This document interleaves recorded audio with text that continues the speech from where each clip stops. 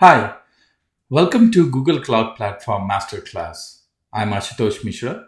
In this video, I will cover all of the GCP products and services across different categories, and it's updated as of next 21.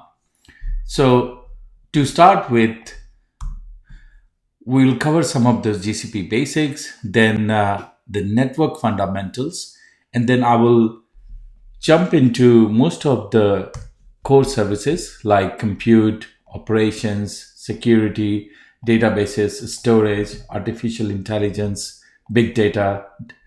And then I will give you insight into the developer tools that's useful with Google Cloud Platform. And then I'll give you a bit of introduction on Anthos because Anthos is gaining a lot of momentum because of multi-cloud adoption. So let's get started. First up, when it comes to Google Cloud Platform, GCP documents are the best. These two links are my go-to buddies every time. Apart from that, you can look at Quick Lab where you have a simulation of a lot of labs that you can use. Google Cloud YouTube channel is good to be updated with new and the latest. Reference architecture, there's a lot of reference architecture from different industry where how Google Cloud Platform can solve a business problem. So it's a good guide. Then definitely check out GCP GitHub repos. There are a lot of workable solution or the code that's already there, which you can templatize and use it for your learning or for your projects. Then on the right side, what you see here, it's a cheat sheet. It's by Greg Rambling, and it's regularly updated. So it's a good wallpaper kind of that you can have just to have one glance on all of the products. Now, a brief introduction into networking in Google. Networking in Google has a global scope. What that means, you can create a network which can span across multiple geographies. In network terminologies, region is a geographic location. So in this case, Central US. Within the region, you have zones, which are the physical locations within that region. So they are named like US Central 1A, US Central 1B, 1C, 1F. And within a zone is where you spin up your resources. Now, in terms of Google's network, Google's network is very exemplary. It's the same network that Google uses for its own services like YouTube, Gmail, Maps, and other services. And Google's data centers around the world are interconnected by the Google network, which by some publicly estimates carries as much as 40% of the world's internet traffic every day. And this network provides you the highest possible throughput and the lowest possible latencies for applications. So with that, now let's try to understand the basics of GCP. So when you need to access Google Cloud Platform, then as a member, whether you are a principal or an entity, what that means is either you are a user account, which is by AD, LDAP, SSO, SAML2, or you have a service account, which is for machine-to-machine interactions. So server-to-server accounts with access token. Now, when you know your entity, then you have some roles assigned to you, which are basic, predefined, or custom. And as the name says, there are some basic rules, then there are some predefined rules, or depending upon your organization hierarchy, you can create your own custom rules. Now, important thing to add is the principle of least privileges. Like any cloud platform, deny, then allow, supersedes everything. So once you have roles, what you access in Google Cloud Platform is a project. What is a project? Project is a Trust, it's basically the trust boundary of a scope. A scope is basically based on your business requirement, certain outcome you want to achieve, and you combine that into the boundaries of a project. In Google's term, the hierarchy descends like this. At the top level, you have organization, which is the company organization, the root node for Google Cloud Resources.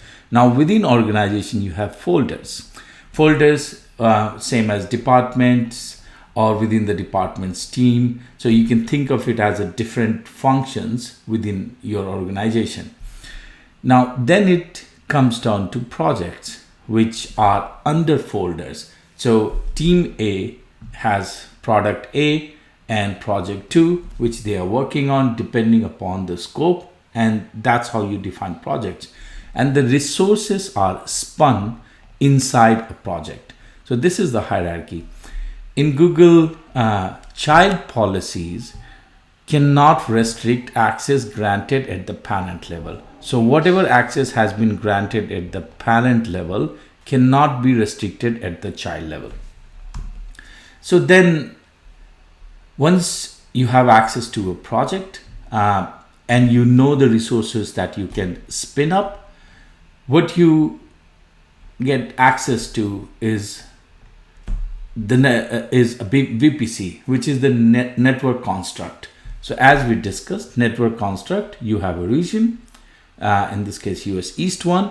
Within the region, you have different data centers, zone A, zone B, where you spin up your resources. And then there is the concept of subnet, which is about IP allocation. And subnets span across multiple zones, which are dictated by basically IPs. Now, these resources that you spin up can be accessed through these ways. You can directly access them from Cloud Console, which is console.cloud.google.com.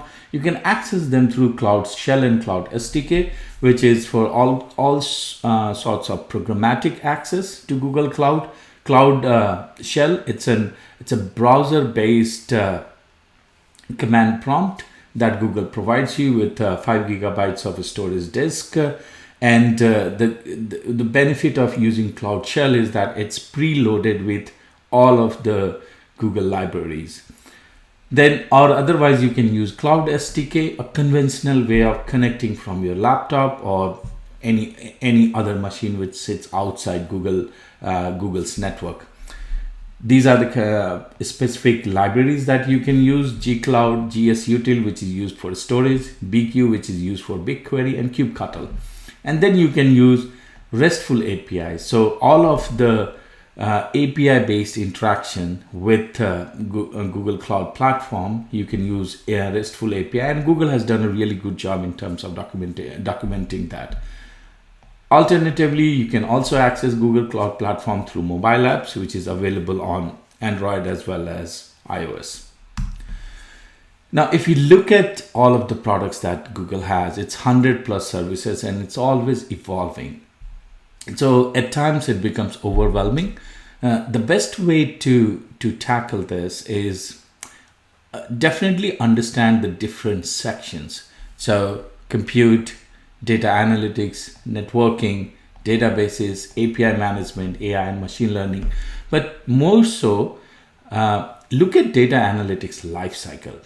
How data traverses from source all the way to target, and what kind of different transformation it goes through. That will give you an idea where and how any product fits in.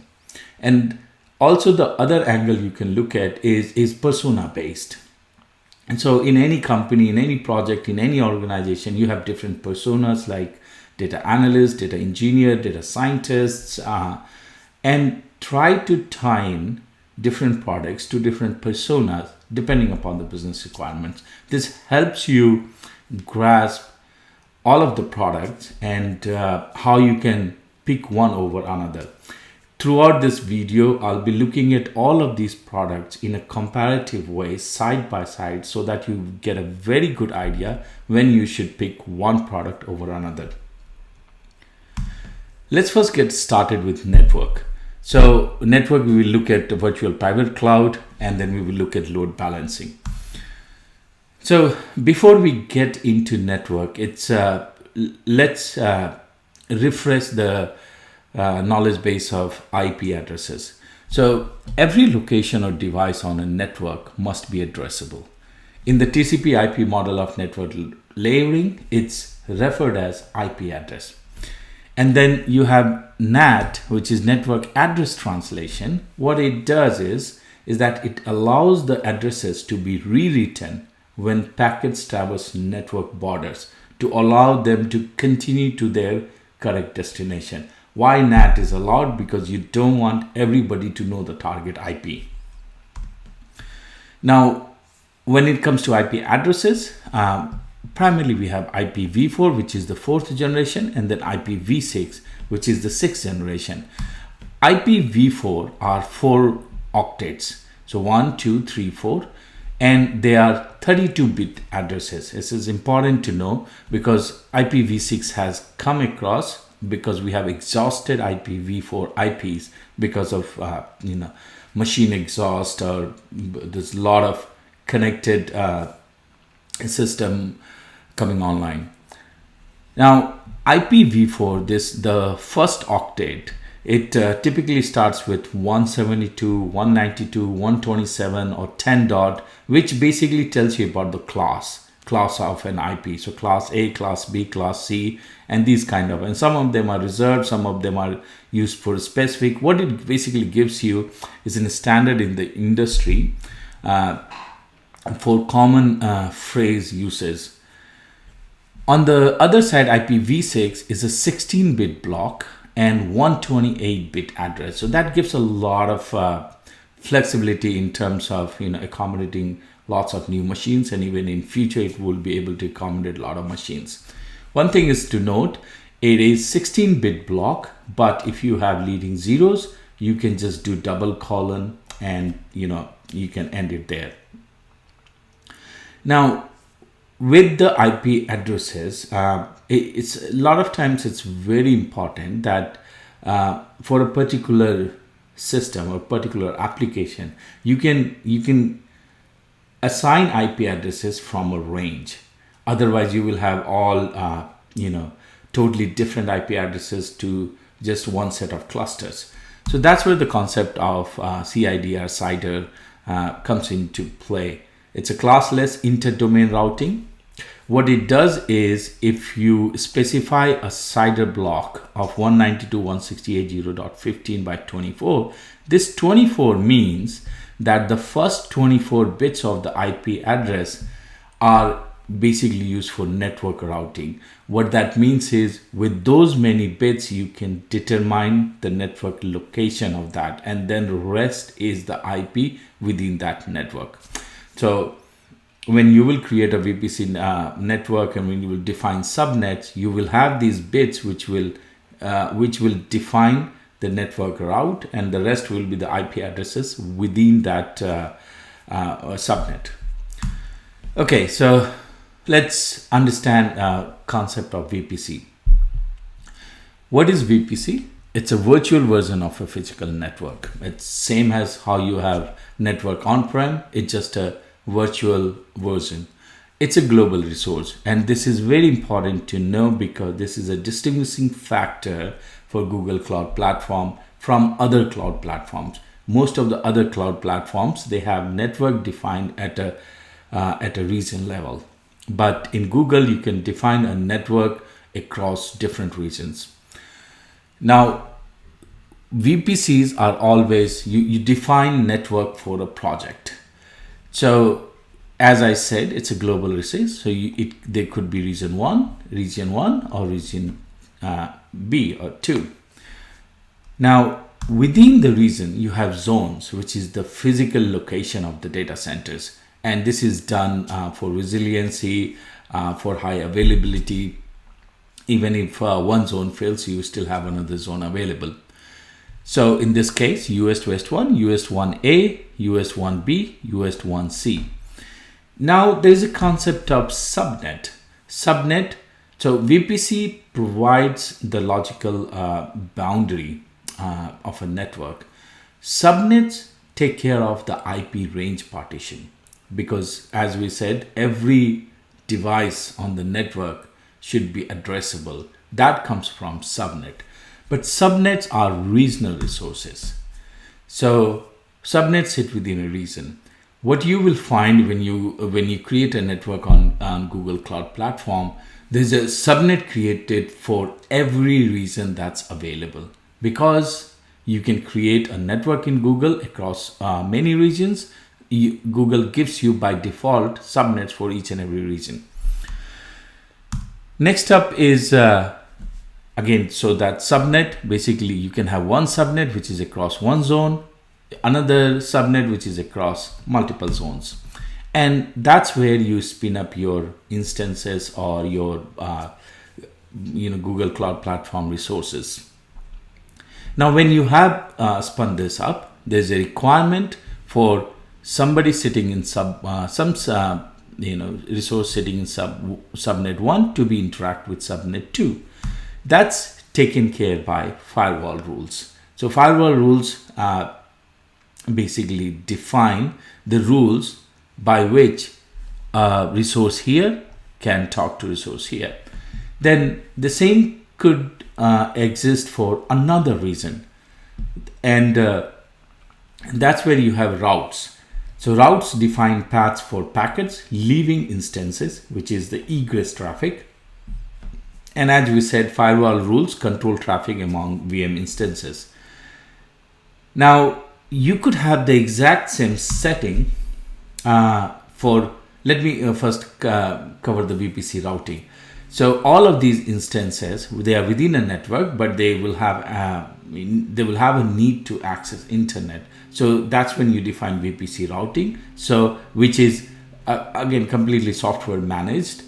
All of the instances within the network through one channel can access internet.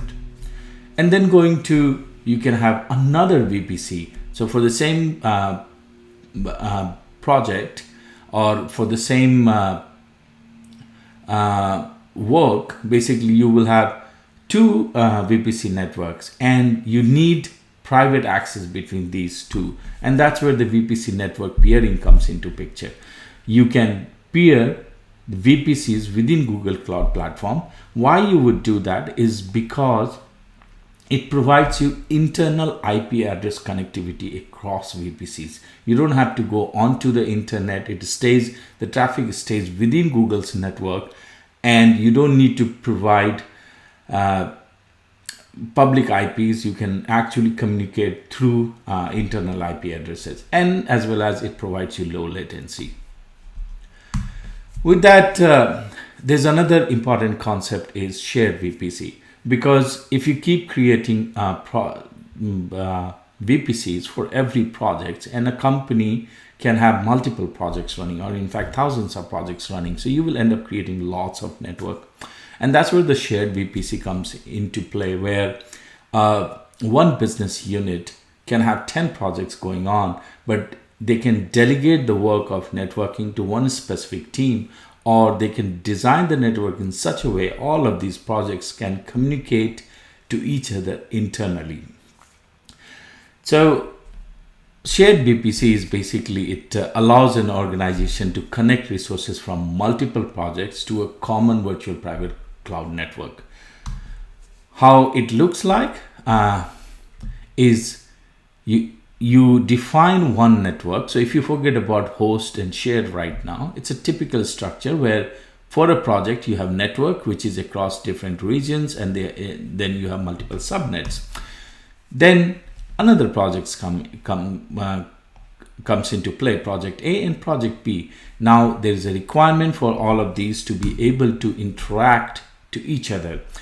That's what is achieved by shared VPC. So in shared VPC, you have a host project, and then you have a service project. As the name says, host project hosts the shared VPC network, and a service project is any project that has been attached to a host by the shared VPC admin. Now let's move on to load balancer. Load balancers are a very important constituent of any application design. You need a load balancer for a lot of different use cases. Let's take one example, is that you have some backends running on compute engine or cloud storage, and you need to provide access to application hosted here through different channels. What we do is you configure cloud load balancer, which basically receives the traffic from all of the sources and redirects it to your backend. Now, why you would do that is because you get a single IP address to serve as the front end. So each one of these, there could be multiple cluster of services or a lot of different services. You will just give one front end IP address for all of the machines to connect to, and which it will redirect automatically to the backend, as well as it will auto scale the backends depending upon the request. It provides you layer 4 based load balancing, which is based on the ports. So either it's a TCP or UDP port, and then it provides you layer 7 based load balancing, which is based on HTTP header and the URI. Then it provides you integration with Cloud CDN for cased content delivery. Now, cloud load balancing are external and internal. External are the external HTTP load balancing. So basically the traffic which is coming from internet to GCP, and internal is GCP to GCP. Let's look at it in bit detail through simulation of a use case. Now, this has been really nicely documented by Google. This is just a simulation of how that flow looks like. So when you have external, which is internet to GCP request coming in, either from IPv6 or IPv4 client, the traffic could be either HTTP traffic, TCP traffic, UDP traffic, or some from external load balancer. If it is a HTTP traffic, the choice is very straightforward. You will use HTTPS load balancing. If it is a TCP traffic has typically SSL, right? So if you do you need to offload SSL? If yes, then you can use SSL proxy straight away. If no, then it gets a bit complicated. You need to check whether it's a global load balancer or IPv6. If it's a IPv6 traffic, you use TCP proxy. If no, then you check whether you need to preserve client IPs. If no, then you can use TCP proxy. If yes, then you use external network load balancing. So this part is a bit tricky, but what's important to remember here is it all depends on the SSL offload. If SSL offload, then straightforward. If not, then you have to check for IPv6 and whether you need to preserve client IPs. But for UDP traffic and external load balancer, it's straightforward. You will use the external network load balancing. Now on the other side, if the traffic is internal, so it's traffic to and from internal IP address, the traffic could be TCP, UDP, or HTTPS. There is no external here. And if it is TCP and UDP, you will use internal TCP UDP load balancing. And if it is HTTPS traffic, you will use internal HTTPS load balancing. So I hope this was useful. It just remember only in terms of TCP traffic, everything else is pretty much straightforward. Now let's look at compute. Compute, we will cover compute engine, Kubernetes engine, and then we will look at the serverless options, which are app engine, cloud function, cloud run. Why serverless separately? Because serverless is becoming de facto way of a lot of services. Serverless, you don't have to manage any infrastructure. You don't have to care about any platform. You just deploy your code and it runs. So let's have a side-by-side comparison of all of these services and where and how you should pick one product over another. Compute engine, it's straightforward. It's an infrastructure as a service offering. So just like how you will buy a desktop, laptop, or anything, you can spin up a machine on Google Cloud Platform.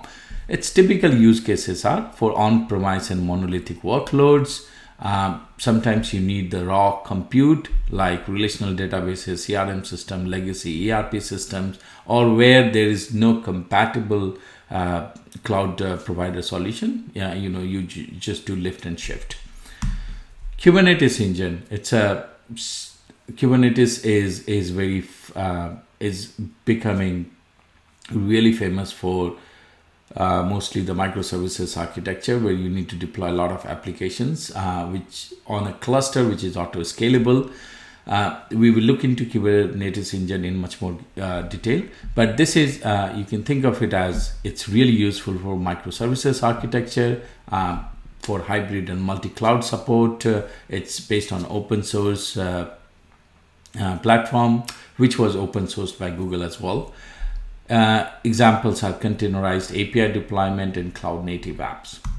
Then comes Cloud Function. Now, Cloud Function, what it provides you a serverless execution environment. It has a support for a lot of programs. So anything which is single purpose event based, you can use Cloud Function, and mostly event driven. So anything which is, if something happens and you need to process something, that's where you use Cloud Function.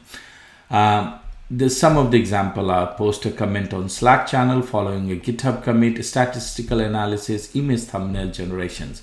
Just keep in mind, Cloud Function is not meant for ETL. It's meant to be a transporter, to put it in simple words. Then you have App Engine, which is a serverless PaaS offering. So when you want to run an application, like you can spin up a VM, deploy an application, or you can use Kubernetes engine. But what App Engine gives you, it's a serverless PaaS offering. So you don't have to worry about any of the underlying infrastructure. Between Kubernetes and App Engine, they support the same kind of things. This is also for microservices, but something very lightweight, or very few applications where the traffic, you're better off using App Engine because you don't have to worry about infrastructure, cluster maintenance. But if there are thousands of microservices, thousands of APIs you are running, Kubernetes engine is the way to go. Then you have Cloud Run. So think of Cloud Run exactly same as Cloud Function, but you can deploy stateless containers. So it's a managed serverless platform to run stateless containers. It's completely serverless. It's built on Knative, fully managed, or Cloud Run for Anthos as well. Again, container-based apps and services. It provides you a lot of use cases where you basically need a containerized app. Again, to comparatively look at it, think of it as a Cloud Function, but with deployable containers. Now, the biggest of all, VMs, or virtual machines compute engine. This is where all of the cloud platform basically started. So compute engine, it's infrastructure as a service. You have public and private images for Linux, Windows servers. What it gives you, compute engine, just like how you go and buy a laptop or a machine, is depending upon the core selection, depending upon memory selection, what sort of disk you need. And on cloud, it provides you VPC network and subnets. So let's look at different features of compute engine. By the way, this hexagonal diagram is because most of the Google products have this hexagonal outline. So when it comes to the compute power, you have predefined and custom machine types, which are general purpose, memory optimized, and compute optimized. You can also get Tau VMs, which are optimized for scale out workloads, and also the cloud GPUs, which is used for a lot of medical analysis and machine learning, graphic visualization. It provides you a lot of storage option in terms of zonal persistent disk, regional persistent disk, local SSDs, cloud storage bucket, and file store as well. How do you access these VMs? If it's a Linux-based VM, SSH access, or or third-party client terminals like PuTTY, you can use it through Cloud Shell or via Cloud SDK. The only thing is you need to have the firewall rule TCP/22 allowed. If it is a window, you can get remote desktop access, or you can access it through PowerShell terminal. Then some of the features of VMs on Google, Google provides you preemptible VM instances. And these are very useful. It's because they are much cheaper than the normal VMs.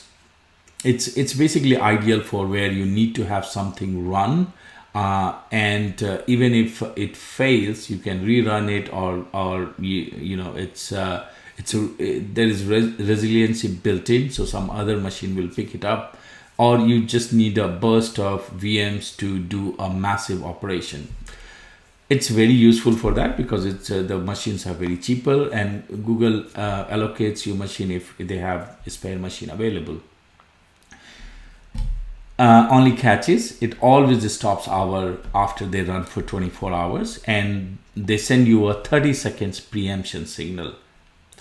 Then there's another type of VM called shielded VM. So shielded VM offer verifiable integrity of VM instances. So for really secure use cases where you need secured boot, and where you need VTPN enabled boot and integrity monitoring. Then Google has confidential VM. Confidential VM allow data encryption in use while it's being processed. That's again used for a lot of secure environments. Then Google provides you a way to replicate creation of compute engine by using instance templates. So if you spin up a VM on Google Cloud Platform, you go through series of selection items and configurable items. Now, if you need to spin up the same machine again, you can convert that into a template, and using that template, you can spin up a machine. And once you do that, basically there's a concept of managed instance group. So, and which is very useful. Think of a scenario where based on an application, you need to spin up 3, or load increases 4. If load increases more, 10 machines of that. And that's where the concept of managed instance group for auto scalability comes into play. And that is done by using these instance templates. Then Google also provides live migration for VMs. So this is to keep VMs running even when a host system event such as software or hardware update occurs. Then Google also provides you sole tenancy. So a sole tenant node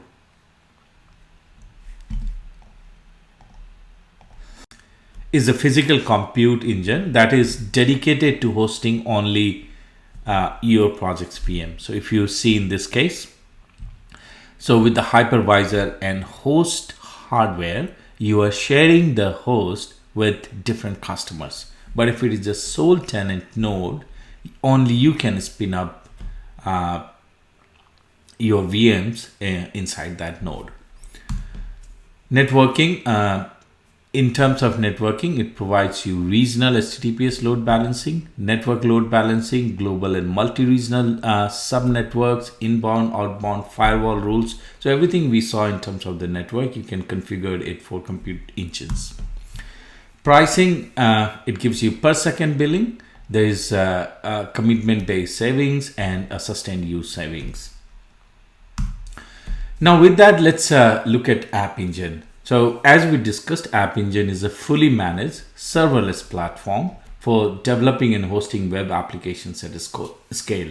You can choose from several popular languages, libraries, and frameworks to develop your apps. and App Engine takes care of everything. Now, the interesting thing is, when you use App Engine, there are times when you can use the specific programming languages to basically build your applications, or you need a custom library or a package that you have built for your service, and which are typically the Docker containers. So App Engine provides two flavors. One is called standard environment, and it's a very lightweight. The startup time in seconds, and it provides your sandbox environment. So think of it in a way, a lightweight engine where standard programming languages are supported, and you can build a very light applications using the available libraries and just deploy it. Or you have an option of App Engine flexible environment, where it lets you customize the supported runtime, because with applications and with libraries, there are always a lot of customization required depending upon your use cases.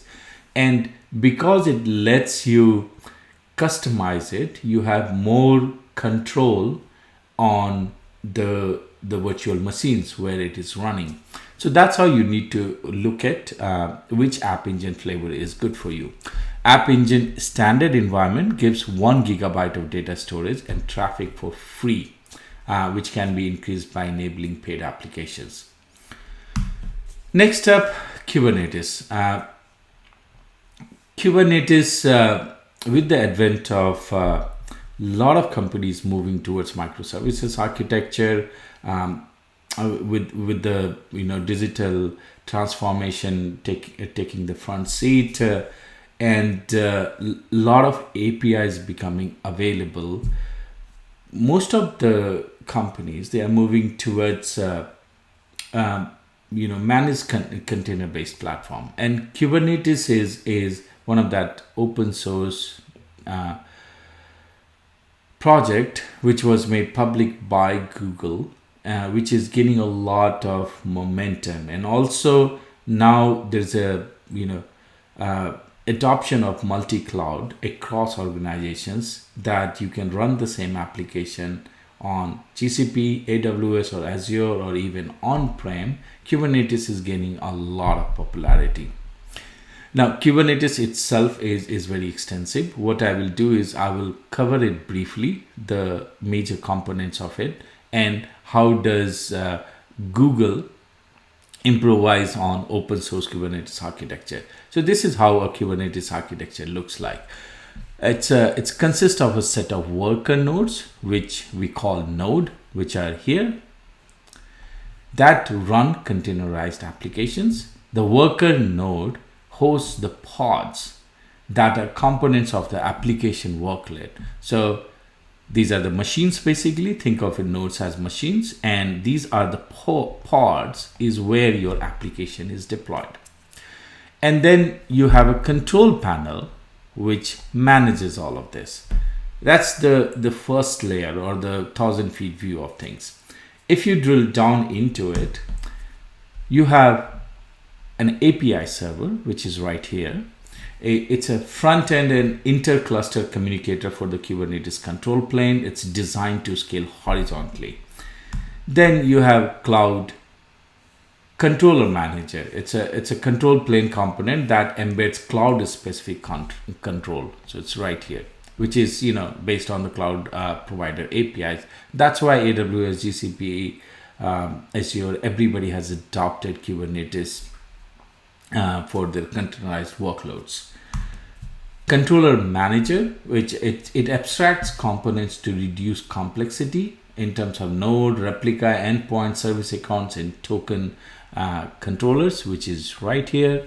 Then you have etcd, which is the persistent store. It's a distributed key value store to store the state information. Then you have kubelet. It runs on every node to make sure container is running. Proxy, it's a network proxy to maintain network rules on pods. So kubeproxy stays here. Then scheduler, which is a low-level computer abstraction to run pods. And then nodes, these nodes components run on every node. So maintaining running pods and providing the Kubernetes runtime environment. Every node has kubelet. It runs on every node to make sure container is running. Kubeproxy, which we just saw there, a node proxy to maintain network rules on pods. Yeah. Because why this is important? Because every application could be something different. Every application could be interfaced through a different endpoint. So that network proxy is very important. Now, apart from that, Kubernetes provides several built-in workload resources like deployment, replica set, stateful set, daemon set, job, and cron job. Now, where does GKE come into picture? So Google Kubernetes engine, which is called GKE, provides a managed environment for Kubernetes using Google infrastructure. So everything you saw on the previous slide, Google provides you Kubernetes embedded within Google's ecosystem and integration with most of the other services. So it pretty much looks same. User kubectl. Kubectl is the way to interact with Kubernetes. API service, resource controller, scheduler. Then you have your nodes, and it has a connectivity and everything else that is required for Kubernetes to run. It provides you and it provides an easy integration. Now, why you should pick Kubernetes on Google Cloud rather than open source project? So because one of the important requirement for microservices based architecture is the load balancing. So it provides you load balancing, node pools to designate subset of nodes within a cluster for additional flexibility. It provides automatic scaling for cluster node instances, automatic upgrades, node auto repair. It container native networking and security using GKE sandbox, logging and monitoring, which is a very important aspect of it. Otherwise, you will be using Prometheus or some other tool which you have to deploy on Kubernetes, but Google provides you out of the box. Now, apart from that, Google has recently announced there are two modes how you can run GKE cluster. One is the bottom one, standard, which is the standard way. The autopilot is where Google is trying to abstract away a lot of administrative activities and making it in an autopilot mode. So that just makes it much easier to manage Kubernetes clusters. So with that, let's move on to Cloud Functions. As I said before, Cloud Function, it's basically a FaaS, function as a service, to run code with zero server management. You use it for single purpose functions. So it's based on an event which is single purpose. So let's look at some of the use cases. So most of the code that's sit in GitHub nowadays, you push commit to GitHub and Git via webhook, it triggers a Cloud Function which puts a message on Slack. And as I had said before, it's job of a transporter based on an event, single purpose. Another example, real-time stream processing, and it's heavily used for that. So every time you drop a message on a pub/sub topic, Cloud Function will pick it up, push it further for analysis, and it can again come into play, like in this case, Cloud Vision API, and it again calls and puts it into storage. Another use case, sentiment analysis. Send a text message. Twilio is an email, so basically exchanger, which triggers a Cloud Function job, and that triggers NLP, and it puts the data into BigQuery. Another use case, so IoT core reads the temperature from a sensor, puts it into PubSub topic, then PubSub topic, the moment the topic arrives, Cloud Function is triggered, which sends it to Cloud to IoT core, which sends it to ceiling fan that, hey, turn the speed to higher. Now let's look at Cloud Run, same as functions, but for containerized applications. It's a managed compute platform, enables you to run stateless containers that are invocable via web request or PubSub. It's built on Knative. That's important to know. And also there are two options available: Cloud Run, which is the fully managed, and Cloud Run for Anthos. So if you look at the website and the use case, it's web services. It's depending upon something happens, you need to run certain applications, which is either Node-based, Django, or Ruby on Rails, and you need to push that data into Cloud SQL. That's where you will use Cloud Run. In previous use case, you saw this is something like Cloud Functions, but for single purpose, or basically not for containerized loads.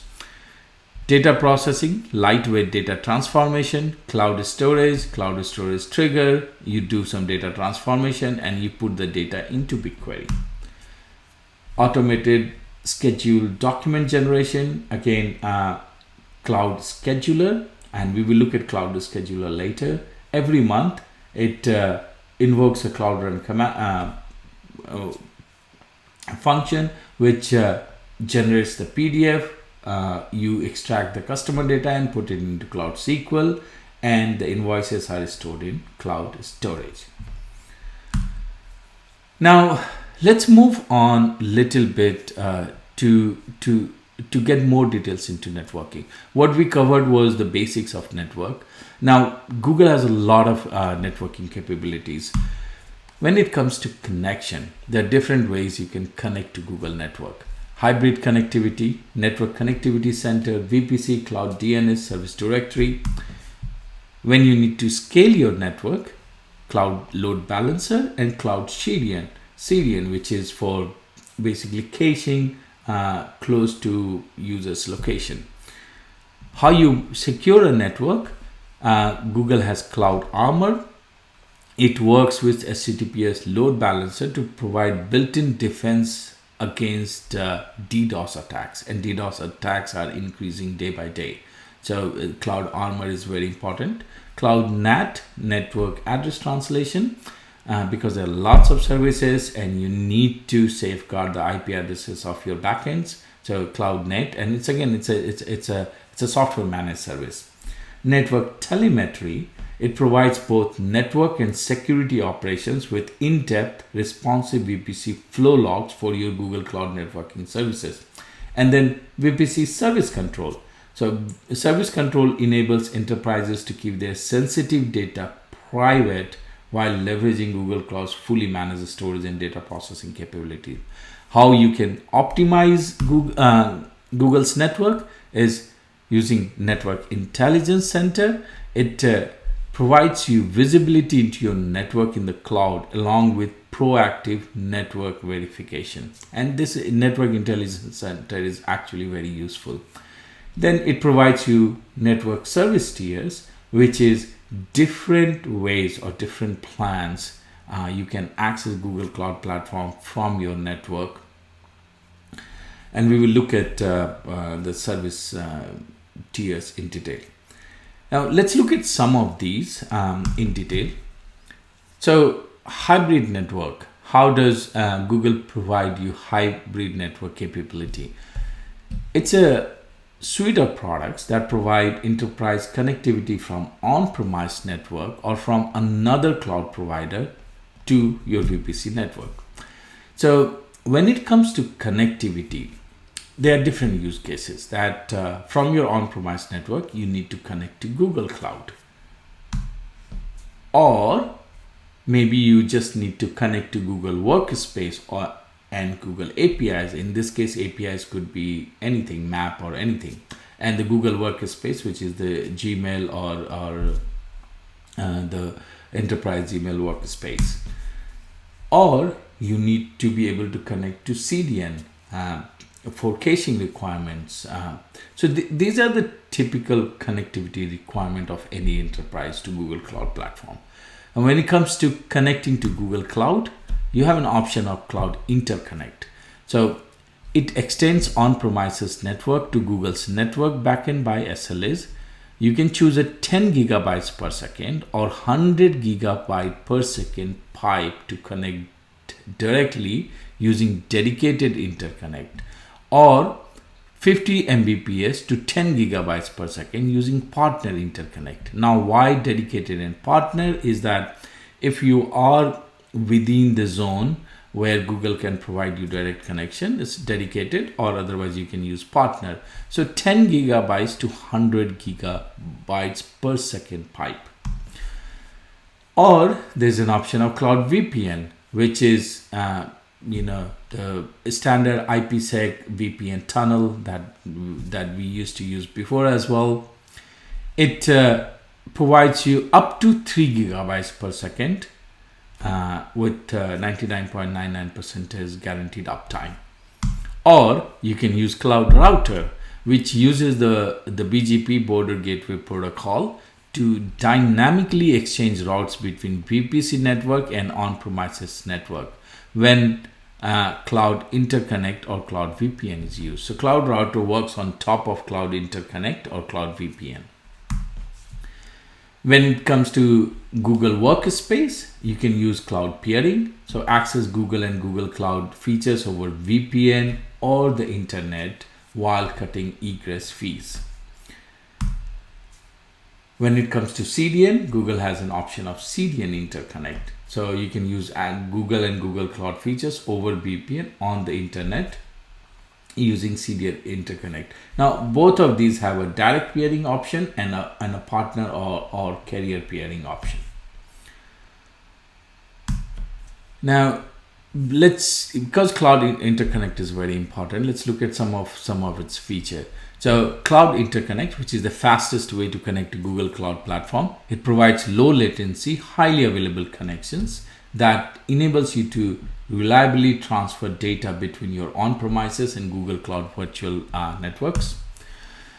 How does a dedicated network look like? Is that this is your on-premise network. This is basically your project. If you are in the Google's co-location facility, Google has a lot of co-location facilities, then you use dedicated interconnect. If you are not closer to the Google's co-location facility, you use some of the partners that they basically create the bridge between your network and Google's location. So in that case, you use partner interconnect. VPC network internal IP addresses are directly accessible from on-premises network. So any machine here on your on-premises can directly access using internal IP addresses. You don't need any sort of a NAT or VPN tunnel. If it is a co-location facility, like this case, like we said, 10 gigabytes or 100 gigabytes per second pipes, you can get 8 of 10 gigabytes or 2 of. So, you can get up to 200 gigabytes per second. Or else partner interconnect can give you 50 gigabytes. Now let's look at Cloud VPN. Cloud VPN, as I described before, it's a standard, basically IPsec VPN sort of tunnel, where you have a VPN gateway on your on-premises network and you have a VPN gateway on the Google side, and there is a connectivity between these two VPN gateways.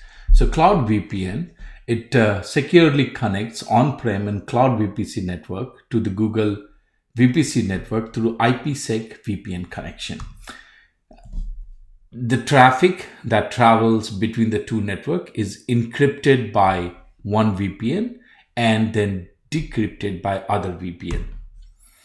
Google Cloud offers two types of cloud VPN, high availability VPN and the classic VPN. The high availability VPN only supports dynamic routing, BGP, but classic VPN supports static routing, which is policy-based, route-based, and dynamic routing using BGP. Each cloud VPN tunnel can support up to 3 gigabytes per second for ingress and egress. Cloud VPN uses a maximum transmission unit of 1460 bytes. Cloud VPN supports IKE v1 and v2 using a shared secret, which is the IKE pre-shared key.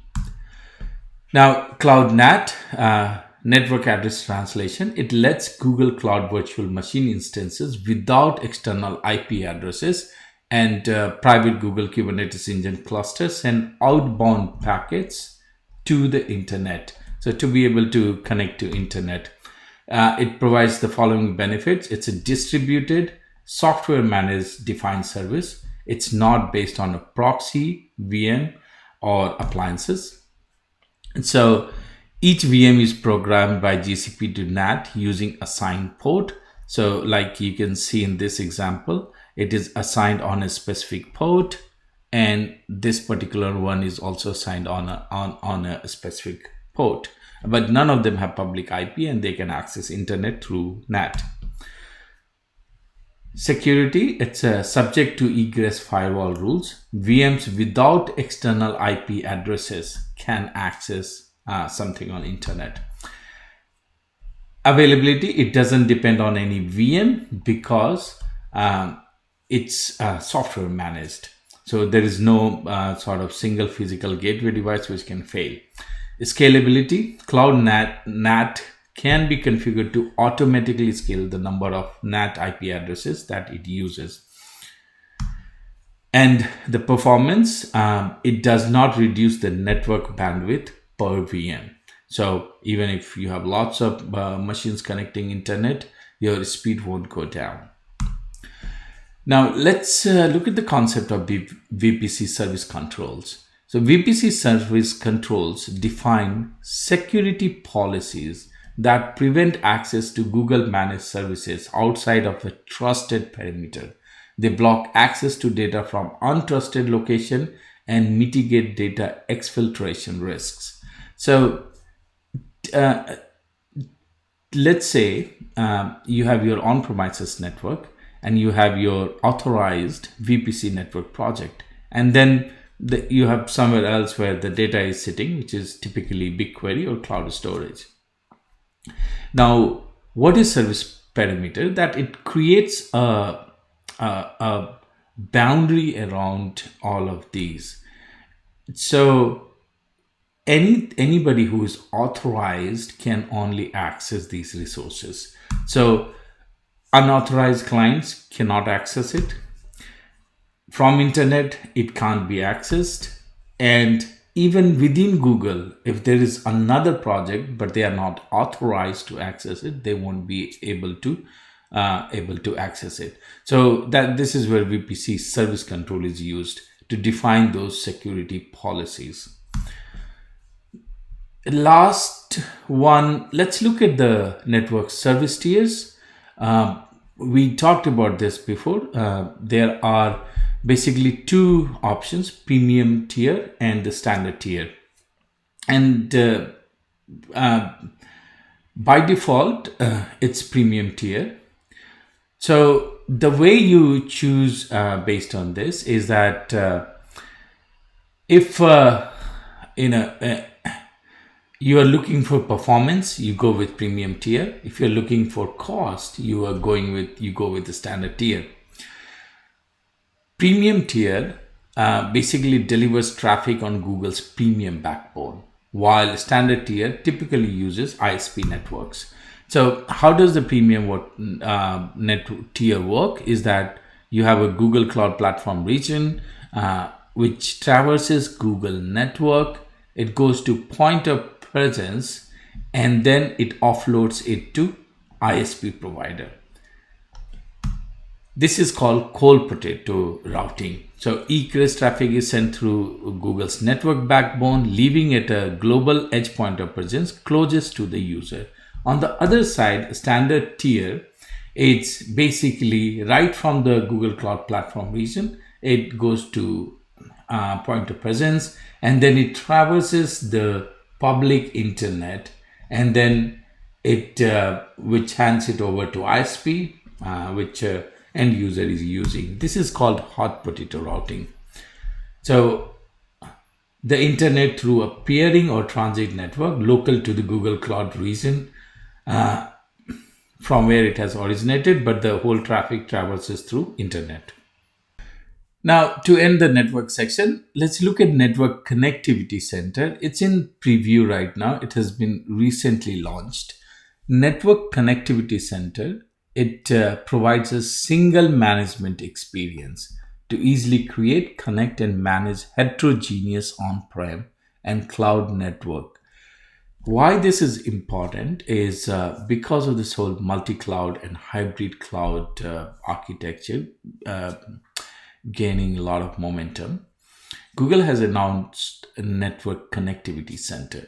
Now, it's basically to provide you a single pane of glass to look at all the network. So in this particular example, if you look at it, you have dedicated interconnect to certain data centers. Then you may have VPNs to some branch office. You may have SD-WAN to another branch office, or you may have partner interconnect, which is, let's say, attached to corporate headquarters. Now, all of these could be different enterprise on-prem sites. Network Connectivity Center will provide you a single pane of glass for all of the VPCs that are hosted across all of these sites. So it provides you a single connectivity model, flexible cloud connectivity, VPN-based multi-cloud connectivity, and SD-WAN integration, which is the third-party router, and the real-time visibility for your global network. So you can use it if you're in enterprises which has businesses all across the globe in different locations. This could be your one single pane of glass to be able to connect and manage and also have the visibility across all your networks. Now let's look at storage. We will look at cloud storage, then we will look at block storage. We will quickly visit file store. What are the different ways to be able to transfer data to Google Cloud? And then we will look at artifact repository. So storage, when it comes to storage, there are different objects, there are different things you would like to store. Now, let's look at a comparative study of what you want to store and what are the options available. So let's say you want to store anything. And that basically is the use case for binary large objects, blobs. So store anything. Google provides storage, cloud storage, which is for object blob storage. It has global edge caching and ultra low cost archival storage. Now, then you have store for a machine or application where you want a location to store application data or something which is very close to the application so that you get very, very, very low latency and very low IOPS. So then you have an option of persistent disk or local SSD. Persistent disk is a block storage for virtual machines and containers. Local SSD, which are ephemeral, locally attached to any VM. It's just like disk attached to your or laptop. Then you want a location where you want to store something which can be shared by applications, like in a typical enterprise world, a shared drive. Then for that, Google provides you file storage, which is called file store. It's a fully managed scalable file storage with predictable performance. Then you would want to store for mobile applications, because mobile applications have a different kind of requirement, a lot of times different set of technologies. There's different set of hosting solutions.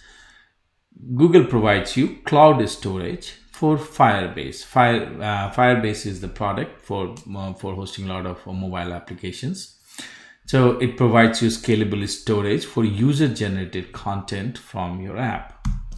Then you basically need services, to transfer data to Google Cloud. So there you have data transfer services, which is basically fast offline, online, or cloud to cloud data transfer. And it's part of storage because you need a storage to be able to move data.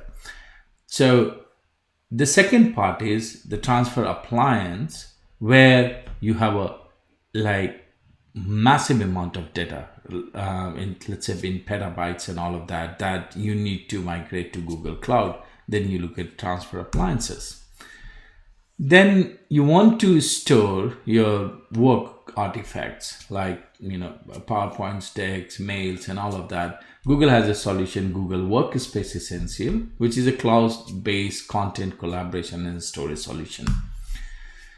Then you need a place to store your build artifacts. It's like, as during an application, you're building something, you have built a package, you need a place to store, which is scalable and similar languages or similar sort of framework can actually pick it up from there. Google provides you artifact repository, where it's a repository managed for container image, OS packages, and any of the language packages. Now, if we get deeper into cloud storage, and every cloud platform has same sort of storage, because this was one of the critical service that's required. So object storage for companies of all sizes. You can store any amount of data. You can retrieve it as often as you desire. So Google provides 4 storage classes. Standard, which is for hot data. Nearline, where you need to access it for 30 days. Cold line, which is for 90 days. Archive, 365 days. Standard hot data, you have an option of regional or multi-region or a dual region option. As we said, it is based on the duration, so at least in 30 days, at least in 90 days. So accordingly, SLAs are different, and accordingly the prices change. So for hot data is 0.02 per gigabytes, and it keeps going down all the way down to 0.0012 per gigabytes per month. Now, storage taxonomy is that it has buckets. What are buckets? They are global unique names. They support object lifecycle. They have a uniform bucket level access, storage consistency, and you can lock your bucket. What bucket stores? Objects. Objects are immutable. No minimum size. You can store whatever you want. You can version it. You can have PubSub notification when the object arrives, and it provides you cloud audit logs. Now, how do you access these objects? Is through different set of access controls. So Cloud IAM, ACL, you can provide signed URL or signed policy document, and you access using gsutil command or a RESTful JSON APIs or GCP console. Now, in terms of the block storage, you have persistent disk, which is just like the disk that you can use. Local SSDs, where it's attached to your machine. It's a ephemeral storage. Now, the persistent disks are backed by standard hard disk drives, and SSD persistent disks are backed by solid state drives. There's another flavor called balanced persistent disk, which are backed by solid state drives. Local SSDs, think of it just like storage attached to your laptop. It's local. It gives you really fast IOPS and high speed throughputs. These are designed mainly for temporary storage, and one of the important things is that they can be attached to a preemptible VM as well, and you can use customer supplied encryption. Now the file storage, which was more like a shared drive. So shared file system are the artilleries of enterprise application. Any enterprise application needs a shared drive. So file store provides that high performant, fully managed file storage. So if you take a typical use case, you have different machines connecting to it, and you will have mounts defined for specific projects, specific teams, where those files are stored. That's where the cloud file store comes into play. Is basically think of it as a lift and shift of shared drive mechanism on Google, where you can mount file structure exactly same as how you used to do it on your data centers. And typically, these are project based, team based, initiative based, function based, and also department based a lot of times.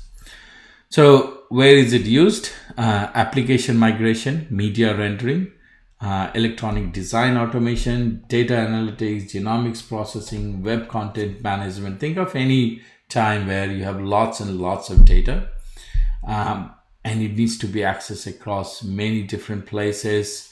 Just think it's exactly same as shared drive. When it comes to data transfer, there are different data transfer services. If you have data less than 1 terabyte, you use transfer services, cloud. If you have data transfer requirement between 1 terabyte to hundreds of terabyte, you use transfer service on premises, where it's basically a Docker agent that runs on a Linux machine, which is inside your on-premise system, inside your on-premises, and you push data to Google Cloud. Then you have BigQuery data transfer services, which is used from any of the SaaS application to push data into BigQuery. As of today, these are the different SaaS application which is supported, like Google Ad Manager, Google Ads, Campaign Manager. You can also transfer from Amazon S3 or data warehouses like Teradata or Amazon Redshift. Then comes the transfer appliances. Transfer appliances is for more than 100 terabytes up to 1 petabyte. So in this case, Google will basically send you a storage box. It's a physical box. You will upload your data, ship it back to Google, and Google will upload it onto Google Cloud for you. The last one, artifact repository. It enables you to centrally store artifacts and build dependencies as part of an integrated Google Cloud experience. So this is how a typical CI/CD pipeline looks like. Git repo, code is checked in, you build the package, you test it, and then you deploy it in production. So what is required, and this has been a problem statement for a lot of companies, is that you need a secure and consistent way of storing the artifact which the build has created. Test needs to pick it up to test it. Deploy needs to pick it up after the test has been done to deploy it in production. It needs to be highly performant, and availability needs to be very high. It should have native artifact format support. It should you can automate building and deployment process. It should have the vulnerability scanning insights. That's what artifact repository is. It's basically a place where you store your build artifacts, which different processes in your CI/CD pipeline can leverage securely and with proper integrity. Artifact repository, they are regional and multi-regional. Multiple repositories per Google Cloud project. So there is no limitation. And repository native IAM with granular permissions. Now let's look at databases. So Google databases are pretty exhaustive. We will look at Cloud SQL, Cloud Spanner, Cloud Bigtable, Firestore real-time database, memory store, database migration services, and data stream, which has been recently announced. So when it comes to databases, you have relational databases or non-relational databases. Relational databases, the options are bare metal, where you can just lift and shift Oracle workloads to Google Cloud. Or you have Cloud SQL, which is a managed MySQL, Postgres, and SQL Server. And you have Cloud Spanner, which is everything Cloud SQL plus horizontal scaling. When it comes to non-relational, there are different flavors. So when it comes to key value pair, you have Cloud Bigtable, which is a wide column store for large scale, low latency workloads. If it is a document-based NoSQL database, you have an option of Firestore, which is a cloud native serverless scalable document store. And the Firestore real-time databases, mainly for mobile application, where you need to store and sync data in real time. If it is a memory caching based, you have Memory Store, which is a fully managed Redis or Memcached database. Then additional NoSQL databases like MongoDB and others, which you have available from Google Cloud Console as well. So it's a global cloud database service for modern applications. Then apart from this, you have a lot of partner solutions, which is a managed offering from open source partner network like MongoDB, DataStax, Redis Lab, or Neo4j. Now let's look at Cloud SQL. It's a fully managed relational database service for MySQL, Postgres, and SQL Server. Typically, any SQL database that you manage, there is an administrative overhead. So you need to take care of backup, high availability and failover, network connectivity that the database requires, how to export and import data out of it, its regular maintenance, monitoring, and logging. So these are the typical administrative overhead. That's why we used to have DBAs always associated with any project. What Cloud SQL does is basically gives you wings to take care of all of this automatically. So Cloud SQL instance, which is a database instance and pre-built with monitoring, logging, and other services. There are different ways to access this database. You can use it through Cloud SQL auth proxy, gcloud SQL language connectors, Cloud Shell app scripts, or third-party tools like MySQL Workbench, Toad, Squirrel, SQL, or PHP Admin. Now let's look at Cloud Spanner. So any relational database is basically used for data consistency, referential integrity, and the structured way of storing database. Now Cloud SQL or these databases, they can scale vertically, but they cannot scale horizontally. That's where Cloud Spanner comes into play. Everything relational databases, the Cloud SQL kind of databases give, plus horizontal scale. So relational semantics, which is schemas, ACID transactions, and SQL, plus horizontal scale, 99.999% SLA, and fully managed. So what's the architecture of Cloud Spanner? Typically, the compute and storage is decoupled. So as part of the compute, you have these node servers. So node servers, which you can see it here, node 1, node 2, node 3, they serve the read and write commit transaction request, but they don't store the data. Data is stored in storage, which is based on the Google's underlying distributed file system, which is called Colossus. Now, each table in the database is stored, sorted by primary key, and tables are divided by range of the primary key, and these divisions are called splits. So important thing to know, compute and storage decoupled. It's a regional instance, so for high availability, the same structure is across all of the zones. Nodes, then databases, and you can have multiple databases, and the range of primary key, how the data is split, it's called a split. Everything is replicated across 3 zones. So the same goes for split management. And it uses a Paxos consensus protocol. So you can see for basically change and updates, that's the protocol it uses. So what that means is basically one of the zone is determined to be a leader. The leader is responsible for managing write transactions for that split, while the other replicas can be used for reads.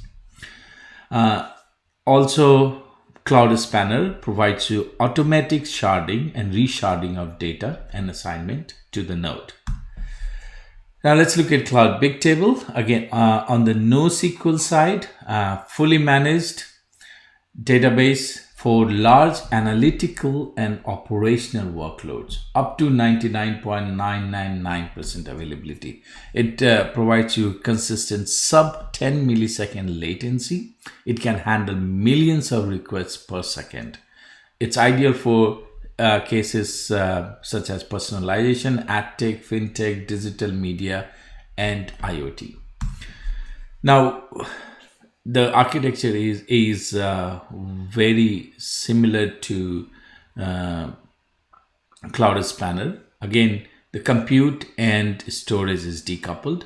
So all client requests go through a front-end server pool, and which is sent to Bigtable node.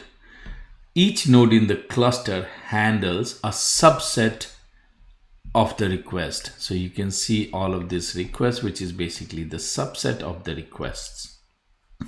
A Bigtable table is sharded into blocks of contiguous rows, and which is called tablets. So tablets are similar to HBase regions.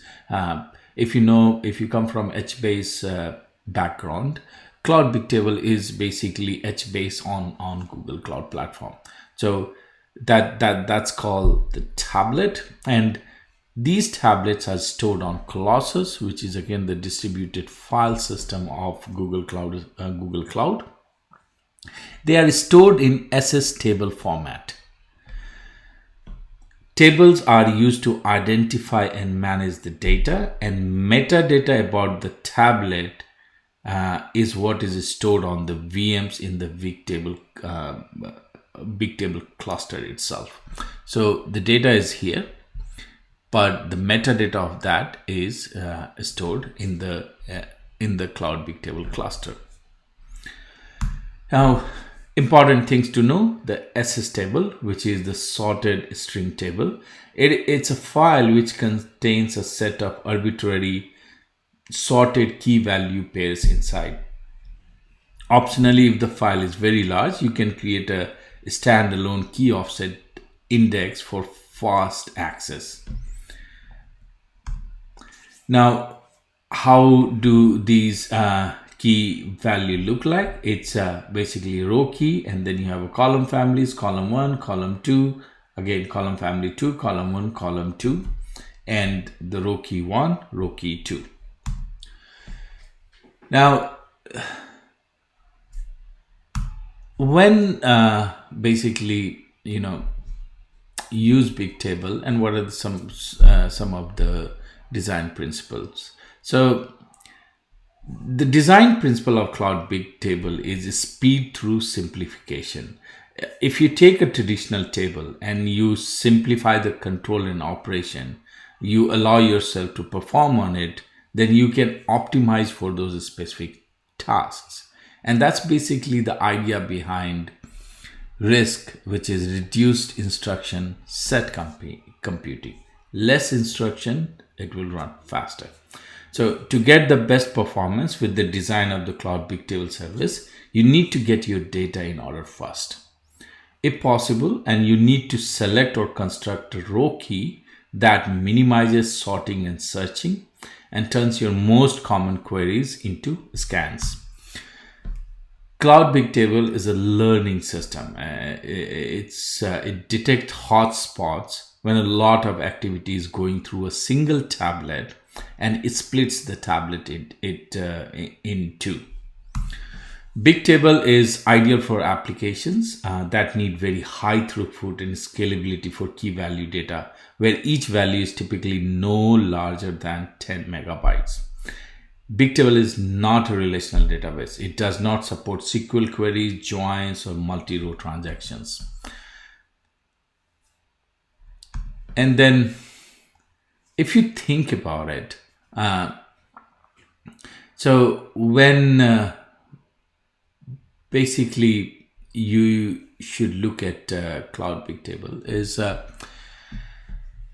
if you need full SQL support, for an online transaction processing, which is OLTP, you consider Cloud SQL and Cloud Spanner. If you need interactive querying in an online analytical system, you look at BigQuery. If you need to store highly structured objects in a document format, you used Firestore. If you need in-memory data storage with low latency, you use Memory Store. Now, to sync data between users in real time, the flavor of Firestore is the real-time Firebase real-time database. Bigtable's typical use cases are the time series data, such as CPU and memory usage over time for multiple servers. Marketing data, such as purchase histories and customer preferences.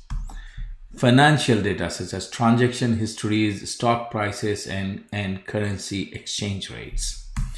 Internet of Things data, such as usage reports from energy meters and home appliances. So basically lots and lots of data where data doesn't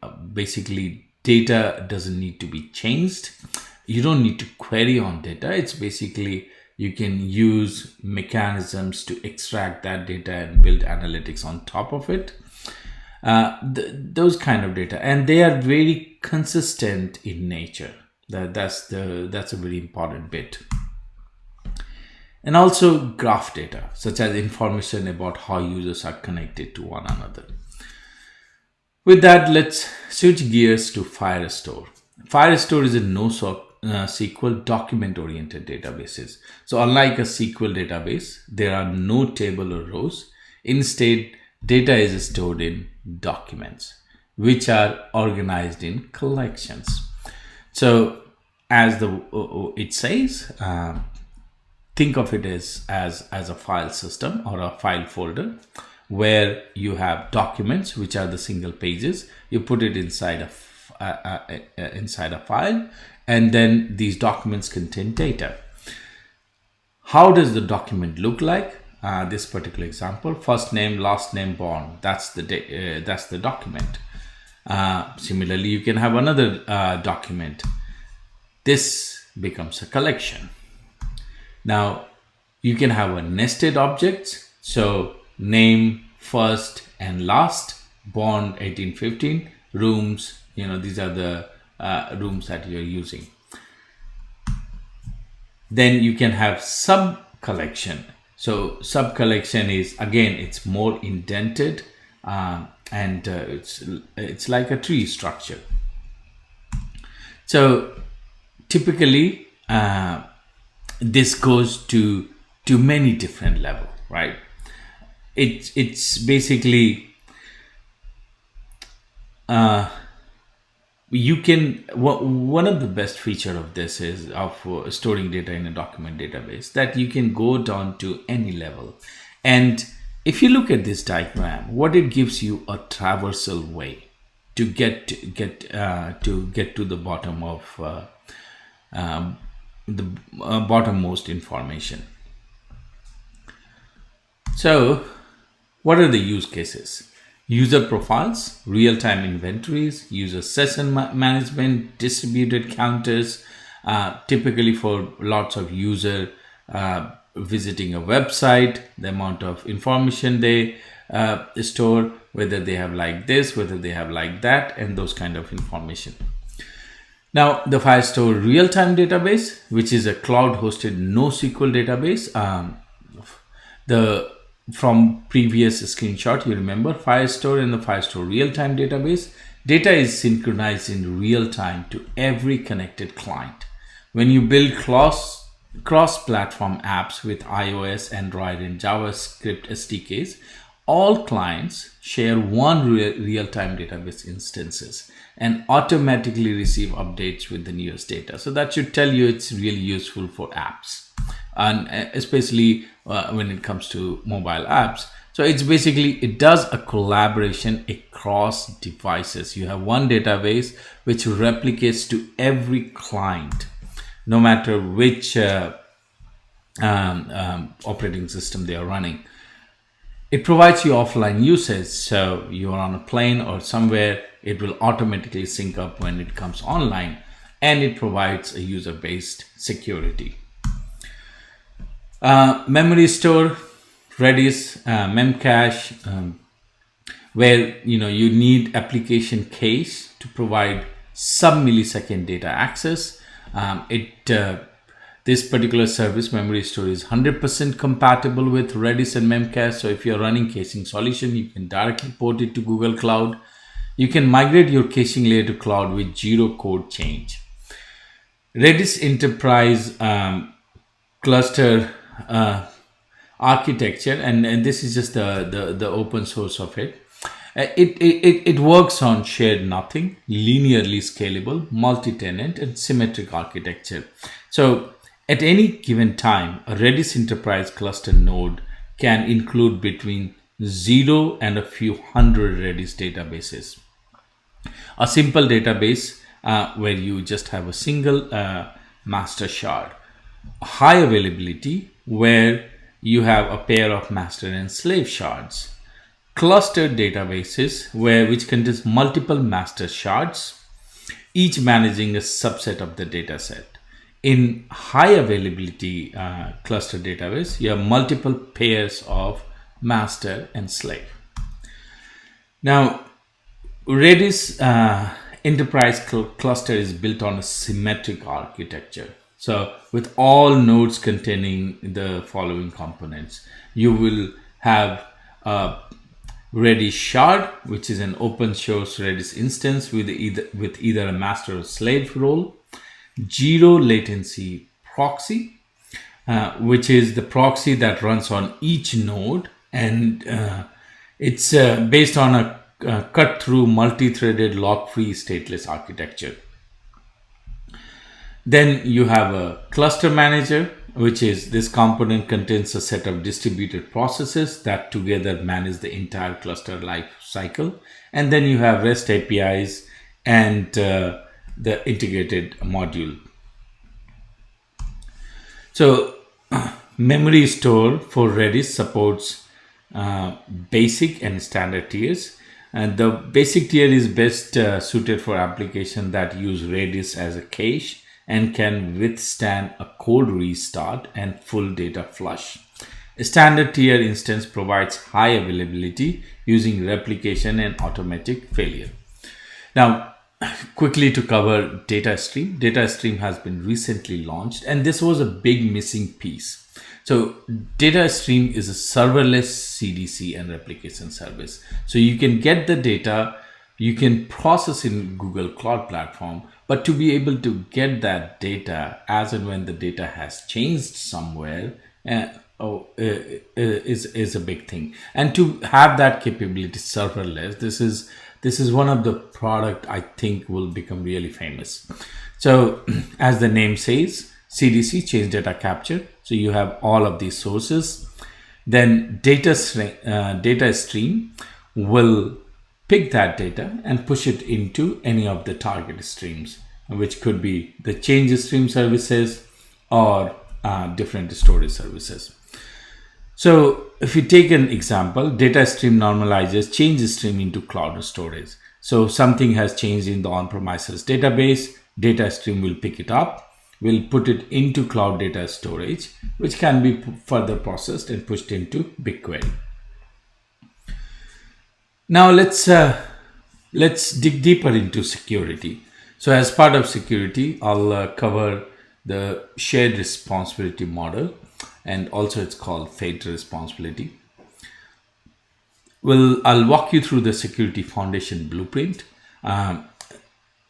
some of the services for platform hardening, network service security offerings.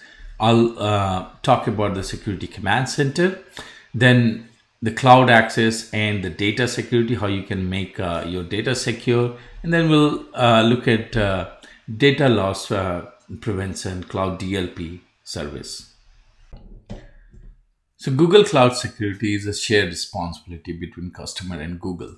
GCP offers security products to meet policy, regulatory, and business objectives in a shared responsibility model. Now, when it comes to security, what kind of security that we look at? Infrastructure security, network security, endpoint security, data security, identity and access management, application security, and security monitoring and operation, which becomes really important. And then the governance, risk, and compliance in terms of certificates. So Google provides a shared responsibility model, and this is basically the model across all cloud platforms, that what customer manages is the basically the network OS apps controls, service specific controls, cross service controls, and cloud providers manage basically data center, physical hardware, hypervisor, CSP platform, access management, CSP stuff. So some of the guiding principle of a secure ecosystem on any cloud, in fact, principle of least privilege, which is deny then allow, just the basic principle of it. Separation of duties. What it means is that the write, delete, and manage, it should belong to different personas. Regularly audit the logs. So admins, data access, VPC flow, firewall, and system logs, these are Google services which is available for comprehensive auditing.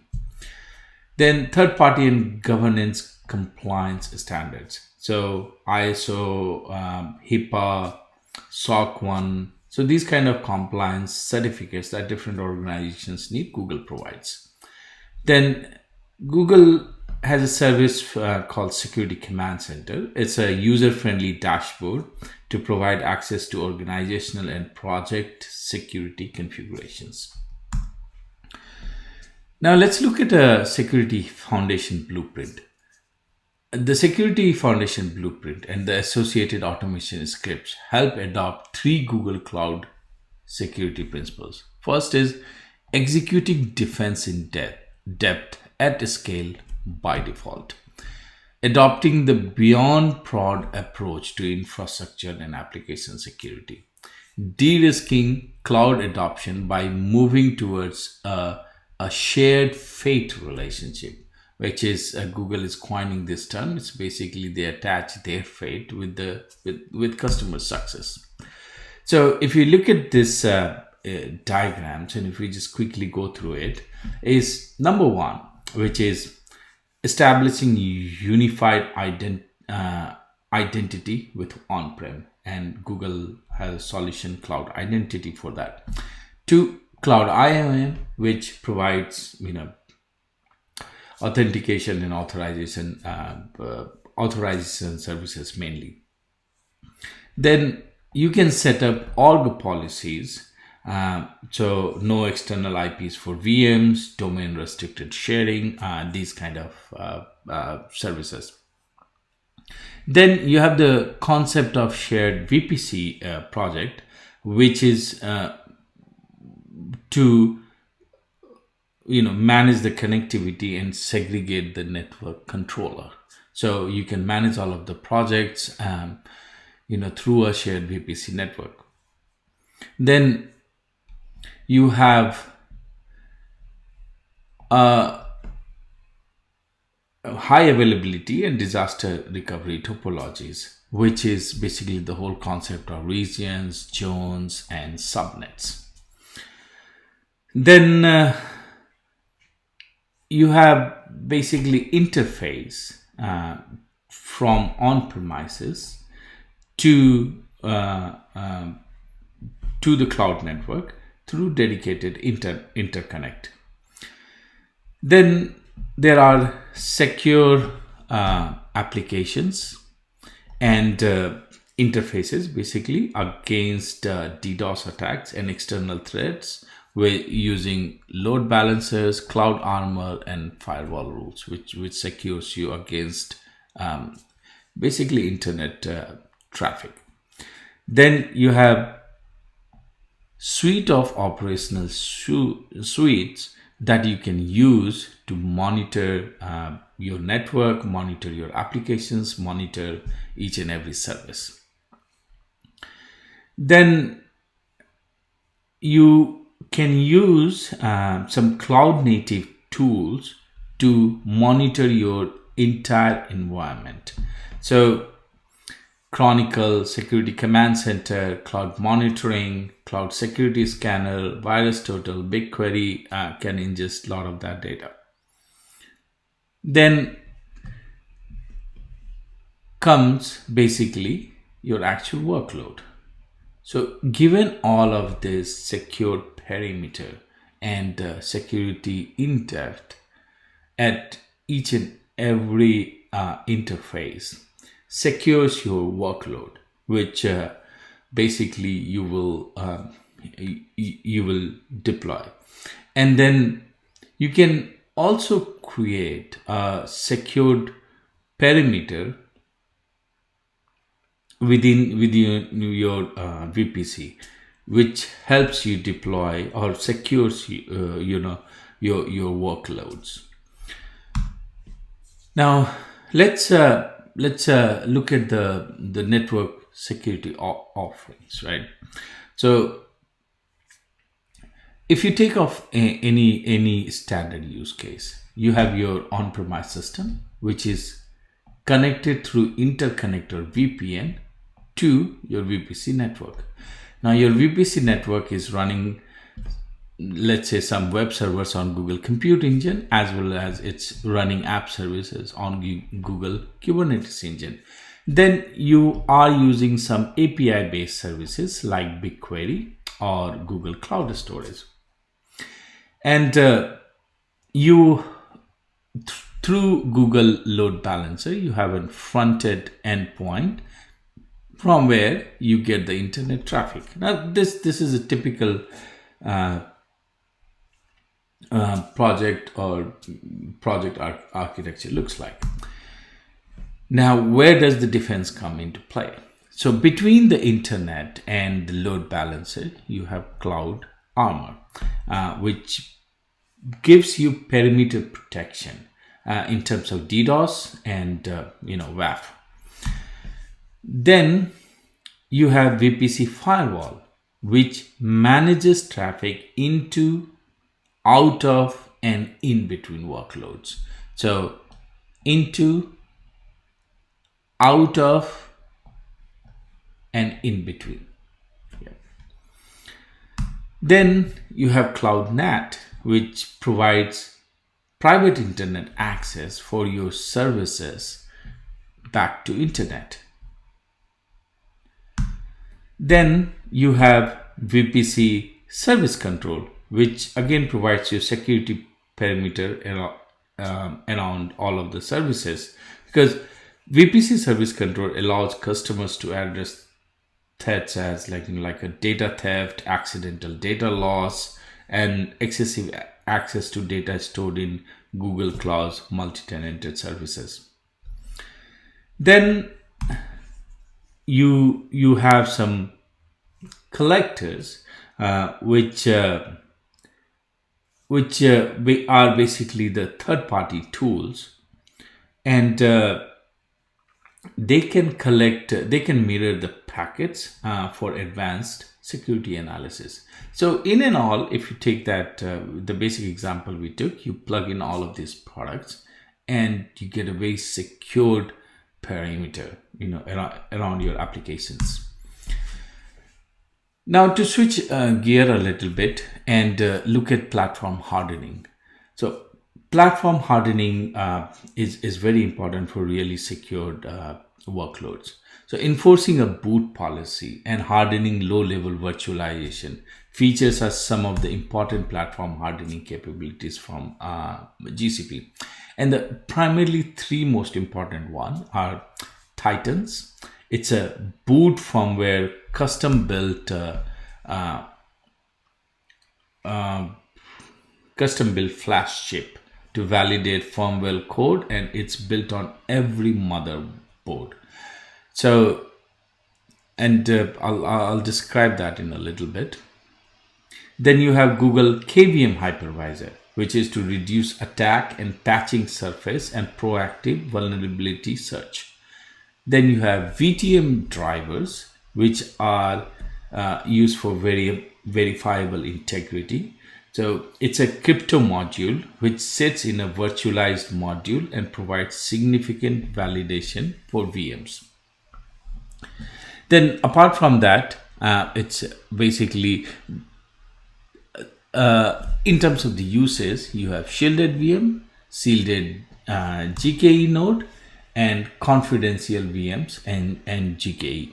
So if I take an example of shielded VM, so you at the hardware and firmware level, you have Titans, which was the boot firmware, and it's a custom built flash chip. Then at the host OS level, you have Google KVM, which is to reduce attack and patching surface, and then the VTM device, which is a virtual trusted platform, again a crypto module, and you have the drivers available on each and every kernel. Now let's look at Security Command Center. Security Command Center is the one-stop shop for centralized visibility and complete control of GCP organization hierarchy. It helps discover misconfiguration, vulnerabilities through a single pane of glass and integrates with Google's security products and partner products. So if you look at this, what this command center provides and how you can action on it, we'll look at it, but it provides you platform vulnerabilities in terms of security health analytics. So the things you can monitor is storage, networking, logging and monitoring, virtual machines, GKEs, and the compliance monitoring. Then it helps you identify platform threats, which is the event threat detection. So in terms of malware, crypto mining, data exfiltration, and others, and it analyzes cloud audit logs. Then the workload vulnerabilities. So automatic web application scanning. So one-click coverage detects key application vulnerabilities. Then the workload threats, which is the kernel level instrumentation for top attacker techniques. So execution of added binaries, new library linking, opening cells to the internet. With that, it also has integration to some of the other tools like binary authorization, Cloud DLP, Cloud Armor, and Forseti. Now, because it gives you a single pane of glass, it's easy to view everything, find everything, see the reports, and makes it easy to act on it. Now let's try to understand access and data security. A general philosophy is when you look at security, this is the question you have, is who gets to do what on which resource and how. If I need to break it down, the who and which is basically about identity and access management. What in a sense it means is that how do you create that trust boundary? So that's basically dictated by your identities and groups. So Google account, whether it's a Google account or service account, resources, what kind of resources they can access, what sort of permissions they have, what sort of roles they have, and what are the policies that are defined. Then comes what? What is the data security part of it? And within Google, data is encrypted at rest and in transit. At rest using AES 256-bit or AES 128 for platform 256 and 128, for infrastructure AES 256, for hardware 256 and 128, and in transit is TLS version 1.2. Now for the data part, data is encrypted in chunks. So you have data encryption key DEK, which is applied to data chunk, and then these keys themselves are encrypted, which is called key encryption key. So there is two levels of key encryption. Then comes the how part, which is the key management.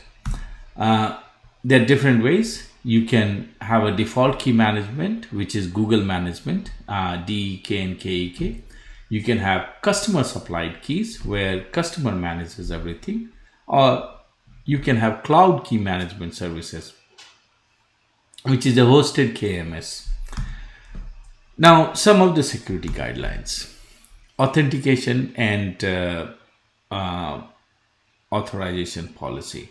So make sure the authentication and authorization policy is basically very clear. Secure data residency. So secure how the data needs to live through the life cycle, when it's stored as well as when it's in transit. So make sure that data residency has been taken care of. Then secure the data perimeter, which is basically how the data gets accessed. So all internet traffic should terminate at a load balancer kind of example. You should restrict access to service endpoints to TLS only. It's in case of a load balancer setup, only create a secure front end, use Cloud Armor. Then one of the key features for data is the Cloud DLP service. It's a fully managed service designed to help discover, classify, and protect the most sensitive data. It helps to effectively reduce data risk with de-identification methods such like masking and tokenization. And this is heavily used for PII related data. So if we take an use case of classifying data across the enterprise, So your data it sits in BigQuery, cloud storage, or some sort of data store. What Cloud DLP does, it sets up a job or job trigger. So it basically runs as a scan when you tell it to inspect your data. It can scan for sensitive data and it can take actions on it. Based on the findings, it can save the finding or it can publish the finding to somewhere else. For this case, Security Command Center, or it can be triggered via an email. So where Cloud DLP is used a lot is to protect sensitive, which is a PII kind of data. So if you look at this particular example, data is stored in cloud storage, which triggers a data flow job. Now that calls Cloud DLP, which is, again, it's based on the key the security admins have. Based on that scan, the data is detokenized before anybody else can see it. So next up, big data services. Now, data analytics is the backbone of any industry. Investment in data and its insight is very important. Hence, Google has variety of options in the data and analytics space. There are some core services like PubSub, which is for messaging, Dataflow, which is for unified stream and batch processing, Dataproc, it's the Hadoop cluster on Google. Then the BigQuery is a petabyte scale data warehouse. Then apart from that, you have data management and ETL solutions like Cloud Composer, Cloud Data Fusion, Data Prep, Data Catalog, and some analytics tool like Looker, Analytics Hub, and Dataplex. So let's look at some of these services in detail. First up, PubSub. PubSub is an asynchronous messaging service that decouples services that produce and process events. So it's basically used for streaming analytics and data integration pipelines, where you want to decouple message publishing and message subscription service. It's really effective as message-oriented middleware for service integration or as a queue to parallelize tasks. So how does the web PubSub flow looks like is on the top, you have a publisher who wants to publish a message. They publish a message to a topic. What is a topic? It's a named resource to which messages are sent by publishers. Now, a message that is coming here is basically a payload, and there are some optional attributes that describe the metadata of the payload or what's the content of the payload. Then the service ensures that published messages are retained on behalf of subscriptions. So what is a subscription? Subscription is a named resource representing the stream of messages from a single specific topic to be delivered to the subscribing applications.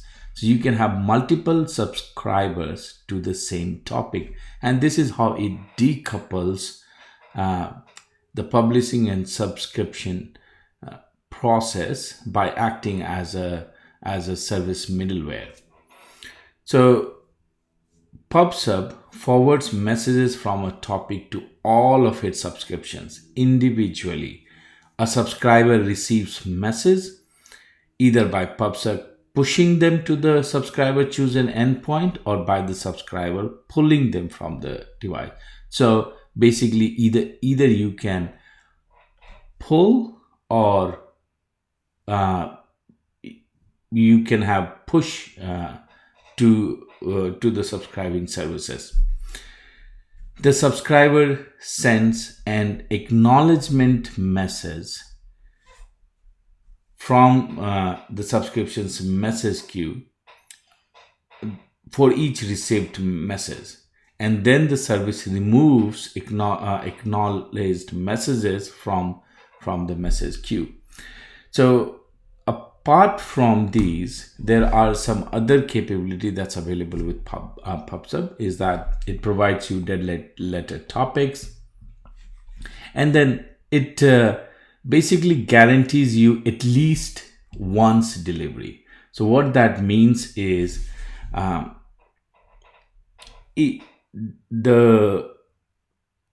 it has a synchronous cross-zone message replication and per message receipt tracking, which ensures that you at least get the message once. And you can leverage exactly once processing, of course, using data flow, because with the combination of PubSub and data flow, it guarantees you low latency watermarking, because messages can come late. Depending upon the windowing functionality, you have sliding or fixed windows. But the combination of PubSub and data flow, which is widely used for processing messages out of PubSub, it gives you a very low latency watermarking capability. So you can use that for mission critical message processing, because you can get exactly once processing. Next up, data flow. So data flow is a managed service for executing unified stream and batch data processing. So if you come from a big data world, you typically end up creating separate pipelines, one which is for streaming data, one which is for batch data. Now, what data flow provides, it provides a unified framework which is completely serverless, and it's deployed using Apache Beam SDK, which is it's an open source unified programming model. Now, to understand it a bit better, let's look at any of the pipeline that's available. Any of the pipeline, you'll have a database table, then you will have some read, some transformation, some write, and then you write it back to any sink. Now, P collection represents a distributed data set that your Beam pipelines operate on. Data set can be bounded, meaning it comes from a fixed source like a file, or unbounded. Then you have P transform, which it represents a data processing operations. So you create a distributed data set, and then you perform a data processing operation. Then, as part of the transform, it has a lot of transform capability available. Some of the examples are here, which is Pardue. Pardue is basically it's similar to map phase of a map shuffle reduce style algorithm. Group by key, as the name says, it's a parallel reduction operation, analogous to shuffle in a map reduce style algorithm. Then you have co-group by key. It performs a relational join of two or more key value, and similarly like other. So it provides you all of these capabilities. Now, in terms of the source and the sink, you have all the options available, like file-based, file systems, messaging, database, other input or output. Basically, you can connect to any source or any sink. Then, because it's trying to build a pipeline which can be used for batch as well as a stream, windowing is very important. So it provides you many windowing options: fixed time windows, sliding windows, per session windows, single global window, calendar based window, so that you can determine the chunk of data that you will operate on. Next is to operate on a certain set of data. It has certain triggers that you can use. So event time trigger, processing time trigger, data driven trigger, and composite triggers.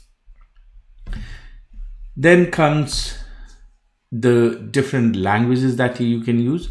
You can use Java, Python, and Go as of today to basically program this pipeline.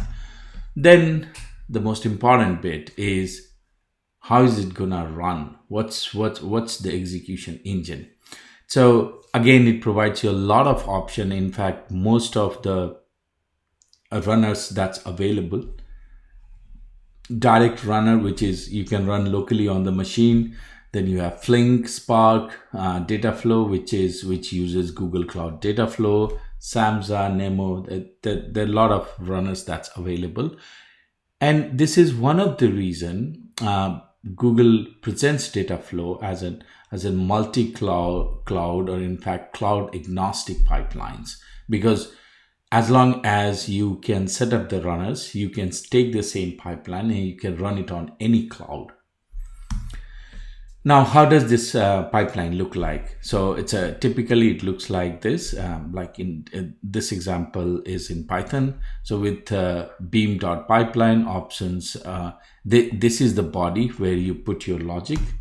How do you create a P collection? Very straightforward. Read my file, read this file. So it's reading this file and creating a distributed data set out of it. It's applying a transform, which is input collection pipe transform. How does how does the transformation function look like in this example? Like pod do, you can think of any, it's like any function that you create. So compute word length, beams.doFun. What it is doing is that working on words, which is the distributed data set, and it's calling this function compute word length fn. So it's very similar to lot of different programming languages. It just you need to understand basically Beam, Apache Beam syntax and its functions. Now, what is important to understand when it comes to Dataflow, that Google provides a lot of templates, so you don't have to actually code. So when it comes to transferring data between Google services, there are a lot of templates available. So from PubSub to BigQuery, from PubSub to Bigtable, or a lot of different places, you have those templates available. If not, if it is something custom, you can use Apache Beam SDK, and there's a lot of documentation available to actually build your pipeline. Now let's next look at Dataproc. Dataproc is a managed Apache Spark and Apache Hadoop service. So if you have been running Apache Hadoop, you can just migrate it to Google Cloud by using Dataproc services. It takes advantage of open source data tools for processing, querying, streaming, and machine learning. If you don't come from the big data world, HDFS, Apache Hadoop is based on HDFS. It's a Hadoop distributed file system, which is based on master-slave architecture. And it contains some name nodes and data is replicated across data nodes, default 3 for highly fault-tolerant system. This is it's a very famous, and there's a lot of similar diagrams that's available in the big data world, where you have all of these services are pretty much open source. So the underlying resource, what you have is the storage where you store the data. Then you have the resource manager. Then a lot of different open source projects which you can leverage for specific use cases. On the right side, you can see Airflow, which is used as a scheduler. Now, the question comes, why would you run this on Google Cloud if you can, set it up on your own without any expense as far as the software is concerned? So that's basically because Dataproc, it's a managed service. So what it provides you a very low cost. So Dataproc is priced at only 1 cent per virtual CPU in the cluster per hour. Apart from the other cloud resources that you're using, which is really significant. If you have ever set up a HDFS cluster, you know that there's a lot of administrative overhead to maintain those clusters. Plus, there's a requirement of cluster creation for most of these services, which adds to the administrative overhead. Then some of the things, it's super fast, but more than that, I think what's very important is integrated. It's integrated with a lot of Google Cloud services, and if you are on Google Cloud and you are using Apache Hadoop, you're definitely storing data in one of the Google Cloud services. The integration, IAM, enterprise security plays a really important, very important role. Then another good feature of his is containerized OSS jobs. So when you build your open source jobs like Apache Spark on Dataproc, you can quickly containerize them with Kubernetes and deploy them anywhere a GKE cluster lives. So which basically helps with lots and lots of ecosystem moving towards Kubernetes. Next is Composer. Composer it's a workflow orchestration service, and as simple as orchestration means, to be able to create, schedule, and monitor pipelines that span across hybrid and multi-cloud environments. It's built on open source Apache Airflow. Apache Airflow is widely used for scheduling open on big data jobs. So it's a managed service of Apache Airflow. It's operated using Python. Now, if we look at the basic architecture of Composer, so in the basic architecture, data engineers, they write workflow. What is a workflow? Workflow is basically a series of steps represented in DAGs. DAGs is a directed acyclic graph. So if you look at that, it's what it is, basically a series of tasks combined together or strung together in a workflow. Then you have user interface as part of Airflow architecture. Airflow comes with a user interface that lets you see what DAGs and their tasks are doing. You can trigger DAGs, you can view logs and do some limited debugging and resolution of the problem with your DAG. And it's very intuitive. So on the left side, you can see this is how the UI looks like. It's very intuitive and user friendly for a workflow orchestration service. Then because it's a user interface, so you have a web server. Then there is a scheduler which handles both triggering scheduled workflows and submits tasks to the executor to run. Executors are the one which handle running tasks. And then underneath all of this, you have a metadata database, which is it's built on Postgres, which is used by scheduler, executor, and web server to store state. Next up is Data Fusion. So Cloud Data Fusion is a fully managed cloud-native enterprise data integration service for quickly building and managing data pipelines.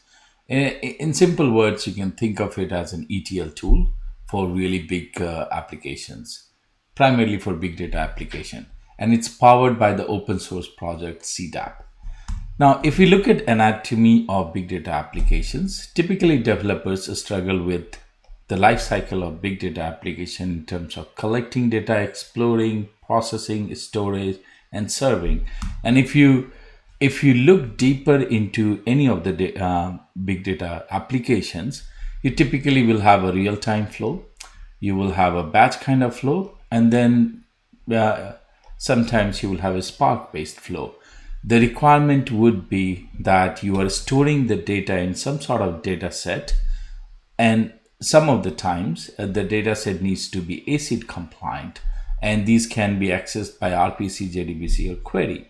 What CDAP does is that CDAP abstracts application and data from the infrastructure which is required to run big data applications. It's basically lets you completely abstract away data and applications by injecting abstraction layers over various components of the Hadoop ecosystem.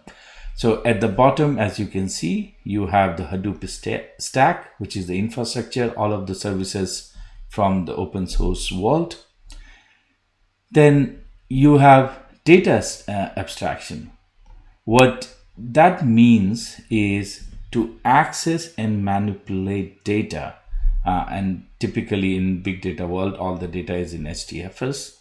So to access and manipulate data, you use CDAP's data set rather than the actual storage engine, which is HDFS or HBase. Similarly, you write your applications using CDAP's developer interface and run these inside application containers. So this was the data abstraction. Then you have the application abstraction, where you run everything as an application container. You build your applications using CDAP developer APIs. The API hides the low-level details of individual programming paradigms and execution environment. So that's right here. And then you access it using the client APIs. This how it looks like in reality is something like this, which is it's very similar to any of the ETL tool, where you can drag and drop and do operations on big data. So you can think of Data Fusion as an ETL tool for really big data applications, where you can just drag and drop, which abstracts you from the intricacies of Hadoop cluster, intricacies of writing programming code, intricacies of building out the integration between different open source services. Now, to quickly cover, CDAP can be run in 3 different runtime models: distributed CDAP, CDAP sandbox, and in-memory CDAP. Why you should use Data Fusion as an ETL tool for big data application? Because the simplest fact is the integration, because integration becomes a real big challenge. Enterprise grade security is embedded as part of it. You get metadata and lineage integration and built-in connectors for modern or any of the legacy systems. Next up is data catalog. So data catalog is a fully managed and highly scalable data discovery and metadata management service. It can pinpoint data with a simple but powerful faceted search interface, and syncs technical metadata automatically and create schematized tags for business metadata. So to put it into perspective, data catalog basically captures the technical and business metadata out of all of the services. So like you see in this case, BigQuery, PubSub, Dataproc, cloud storage, and as well as non-GCP data assets.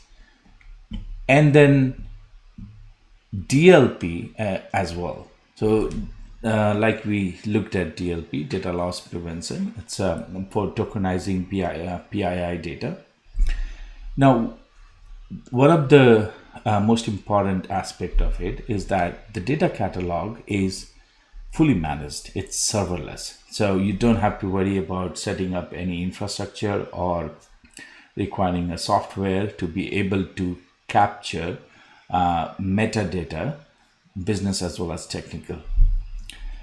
Then how does it look like in terms of the technical and business metadata?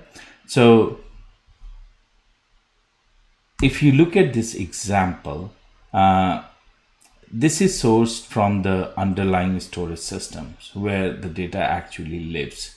So system, BigQuery table, when was it created, when was it modified, expiration time and everything, which is basically the technical metadata of this particular table.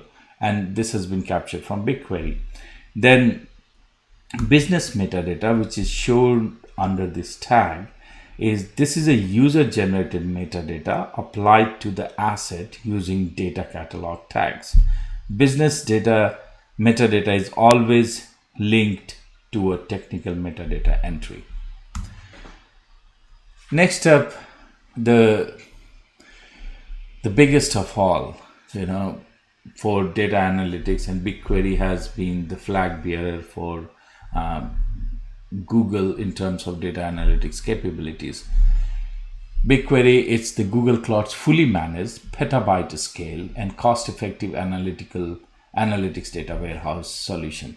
Now, the most important part is the fully managed. It's serverless. Most of the cloud data warehouses, whether it's Redshift, Azure Synapse, or Snowflake, you need some sort of configuration. You need some sort of node configuration, or pick what kind of node you need. In case of BigQuery, it's fully managed. It's completely serverless. You just write your query, bring in your data, and start working on it. BigQuery takes care of everything under the hood in terms of infrastructure, network, and everything. So how does the BigQuery architecture look like? So the BigQuery serverless architecture decouples storage and compute, which allows them to scale independently.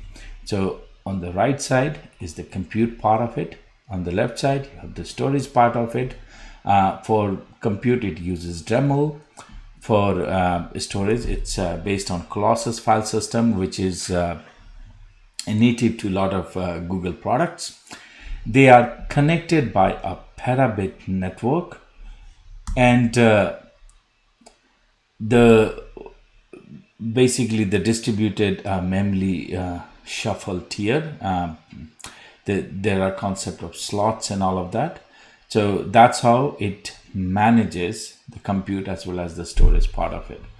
You can do streaming ingest, or you can do free bulk loading.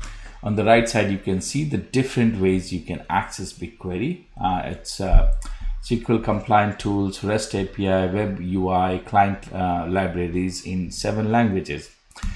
Now, how does the structure look like? So in BigQuery, you create a project. Within the project, you create data sets, and data sets hold tables. So data set, you can think of it as a database. Tables which is just the tables, and the data for these tables is stored in the file system called Colossus from the storage point of view. How does it look like on the UI? It's very simple. You have a query editor where you write your query, and you can get your result as long as it gives you a lot of additional metadata in terms of how long did it take for the query to run. Next up, BigQuery Omni, and this service is still coming up, but I just wanted to give introduction. It's a flexible multi-cloud analytics solution that enables cost-effective access and securely analyze data across other cloud platforms. So what it means is you don't need to bring in data to Google Cloud to use BigQuery. By using BigQuery Omni, your data can sit in AWS and you can write query against it. So it's like BigQuery. It basically, the whole architecture is exactly same like BigQuery, which you can see it here. Decoupled storage and compute. You have the low-level Google technologies, Dremel. Then they are connected through petabit network. What happens on the other cloud platform side is that you have the same compute and the storage will be cloud native, but they are connected or powered by Anthos. And we'll talk about Anthos. Now, in between these, there's BigQuery routers, which make this possible. This has expanded to Azure as well. And what basically it means that powered by Anthos, you will have the BigQuery compute clusters running on AWS and Azure, and you can query that data using these clusters in your Google Cloud itself. Next, Cloud Data Prep. It's a profiling kind of tool. It's by Trifactor. It's an intelligent data service for visually exploring, cleaning, and preparing structured and unstructured data. How does it work? Through a standard compliant web browser, users interact with the platform, and you basically pick a file, upload the file, or you take it from a table, and then you load the sample data into the execution engine, and you go through a series of steps to do the transformation as well as analyze the data. Now, those series of steps are called recipes. So if you look at on the right side, this is the kind of profiling information you get. This bit is the sampling. You have sampled the data. Then as part of the exploring and intuitive predictive transformation that it provides you, like here you can see the suggestions, extract value matching, this, replace this with this, count values matching, this, and then it gives you a visual profiling of how the target will look like. Now, where is this important if you think of it? If you know about machine learning lifecycle, a lot of time data scientists need to look at the data to understand the data, and also correct the data before they can actually run any models against it.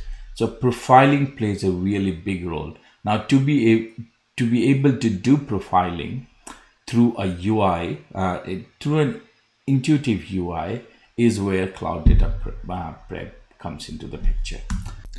Next up, Looker. Looker is an enterprise platform for business intelligence, data application, and embedded analytics. It's an integrated end-to-end multi-cloud platform. So it works across Google Cloud, Azure, AWS, on-premises, or even SaaS applications. Now, there has been a BI application right from the start. Where Google differentiates itself is that the semantic layer that you build for BI tools, in case of Looker, it's a virtual semantic layer.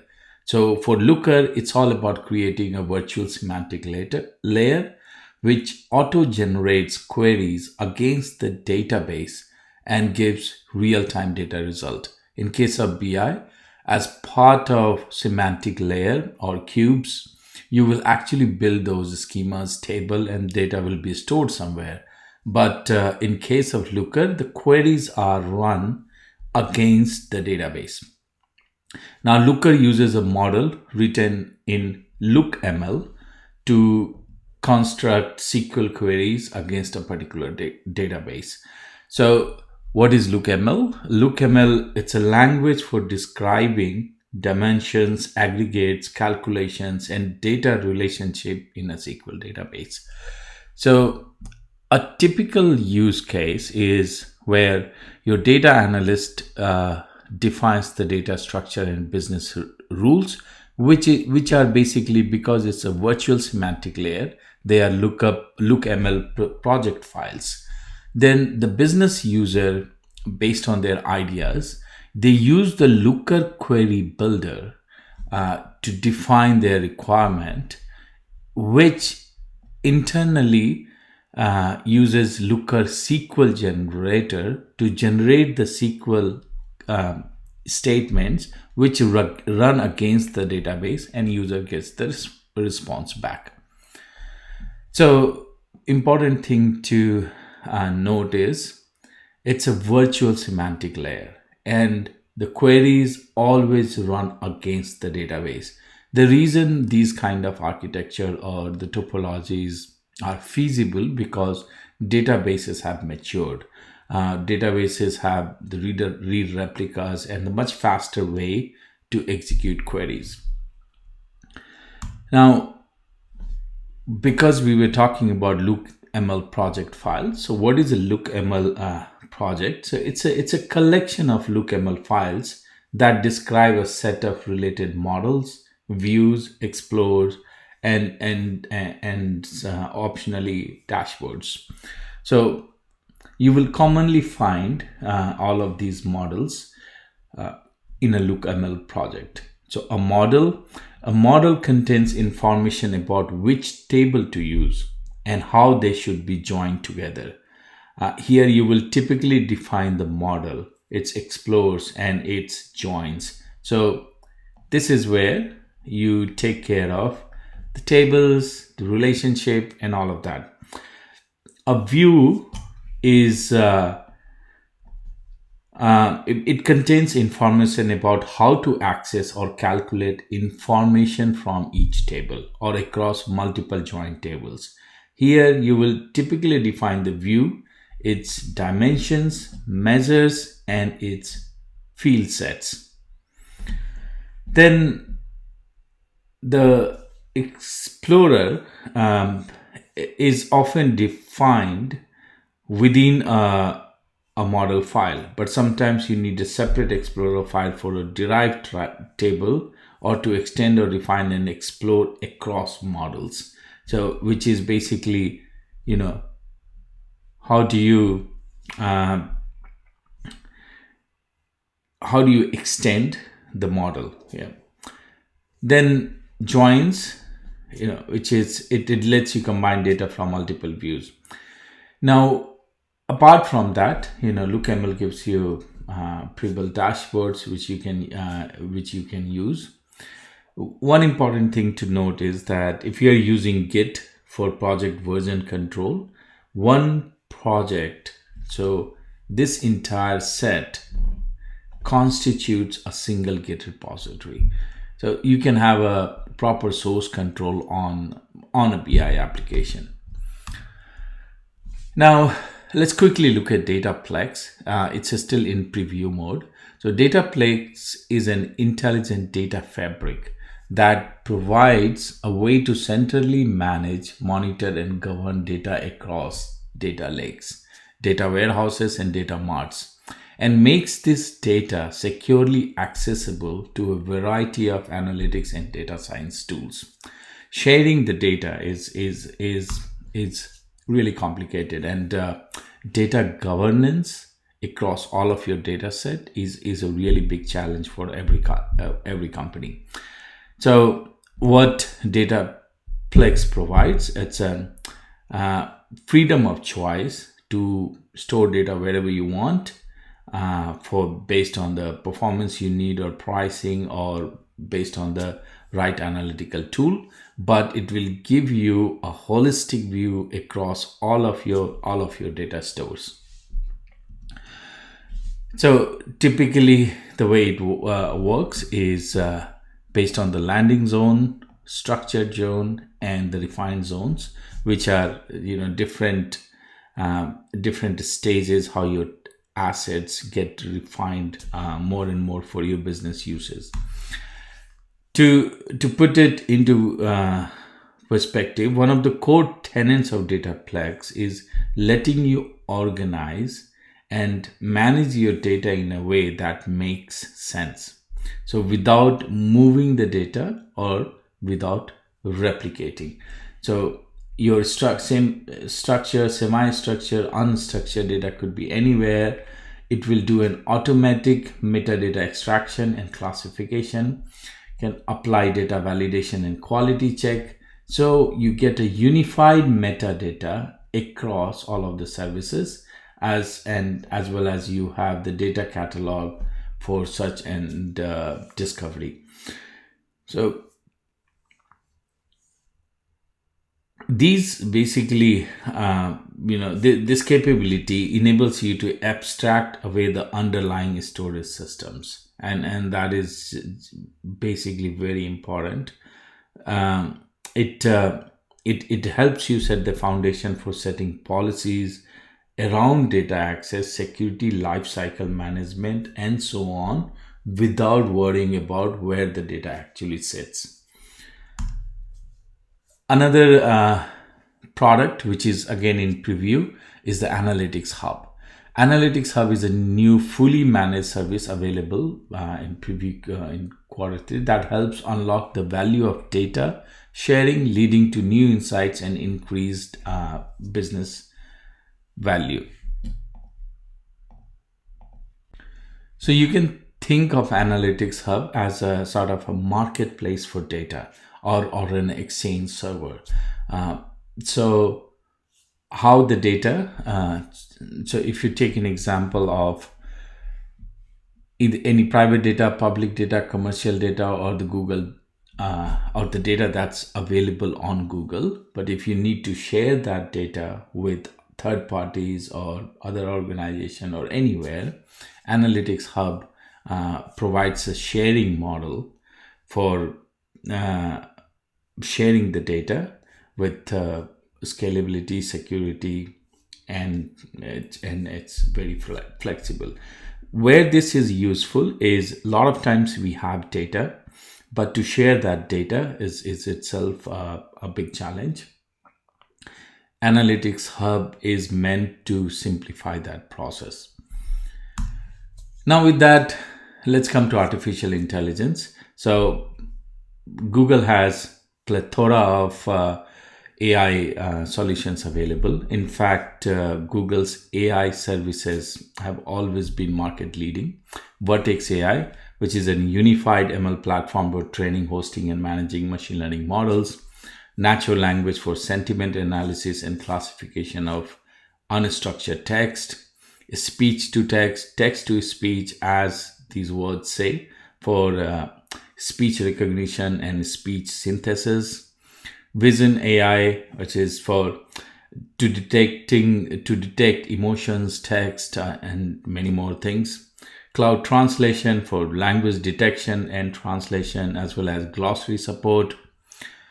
Then document AI, it's basically to apply AI on documents. And then video intelligence for video classification and recognition using machine learning. Now, let's try to break it down.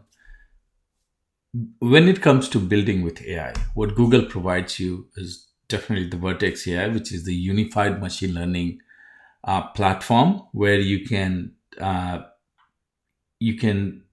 build application through the entire machine learning lifecycle. Then it provides you auto ML capabilities where you can run high quality custom machine learning models with ease. Then it provides you a variety of AI infrastructure in terms of TPUs, GPUs, and CPUs to train machine learning models cost effectively. When it comes to conversational AI, Google provides speech to text and text to speech. And then a lot of services for contact center AI, like virtual agent, dialogue CX, agent assist, CCAI. In fact, for a lot of digital modernization use cases, contact center services are very useful. So it's an AI powered conversation using advanced virtual agents.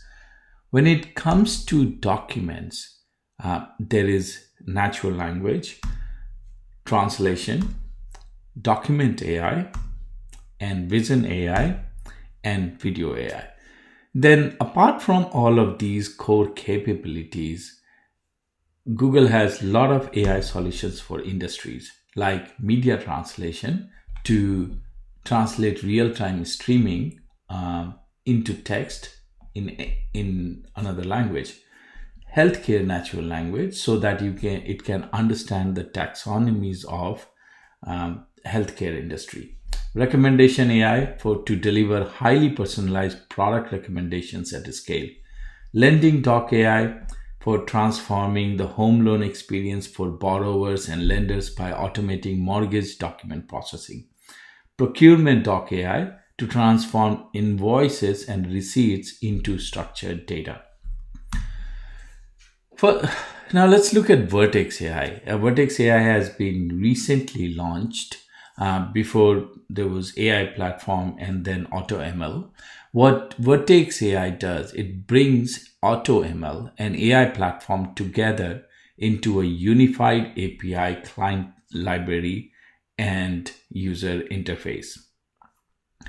AI platform was basically the platform to be able to build, test, and deploy our machine learning models. What AI platform AutoML lets you do was it allows you to train models on image, tabular, text, and video data sets without writing code. So it's a predefined models that you can just directly use and apply on your data set. So think of a scenario when you have a data set and you're not sure about which model to run. And so you can run that against a series of models to see which one gives you the best prediction or best possible outcome. Now, what does it mean to be able to build an ML enabled system?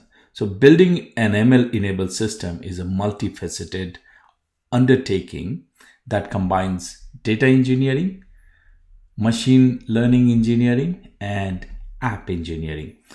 Data engineering typically involves ingesting, integrating, curating, and refining data to facilitate a broad spectrum of operational tasks, or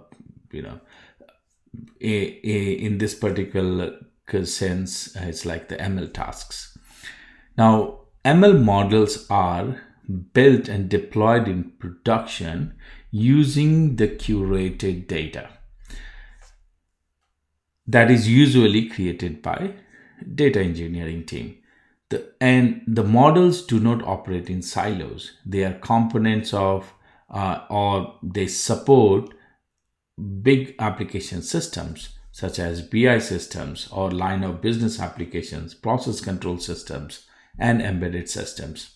So integrating an ML into an application is a critical task that involves making sure first that the deployed model is actually being used for what it was intended for. So app engineering, it becomes very, very important.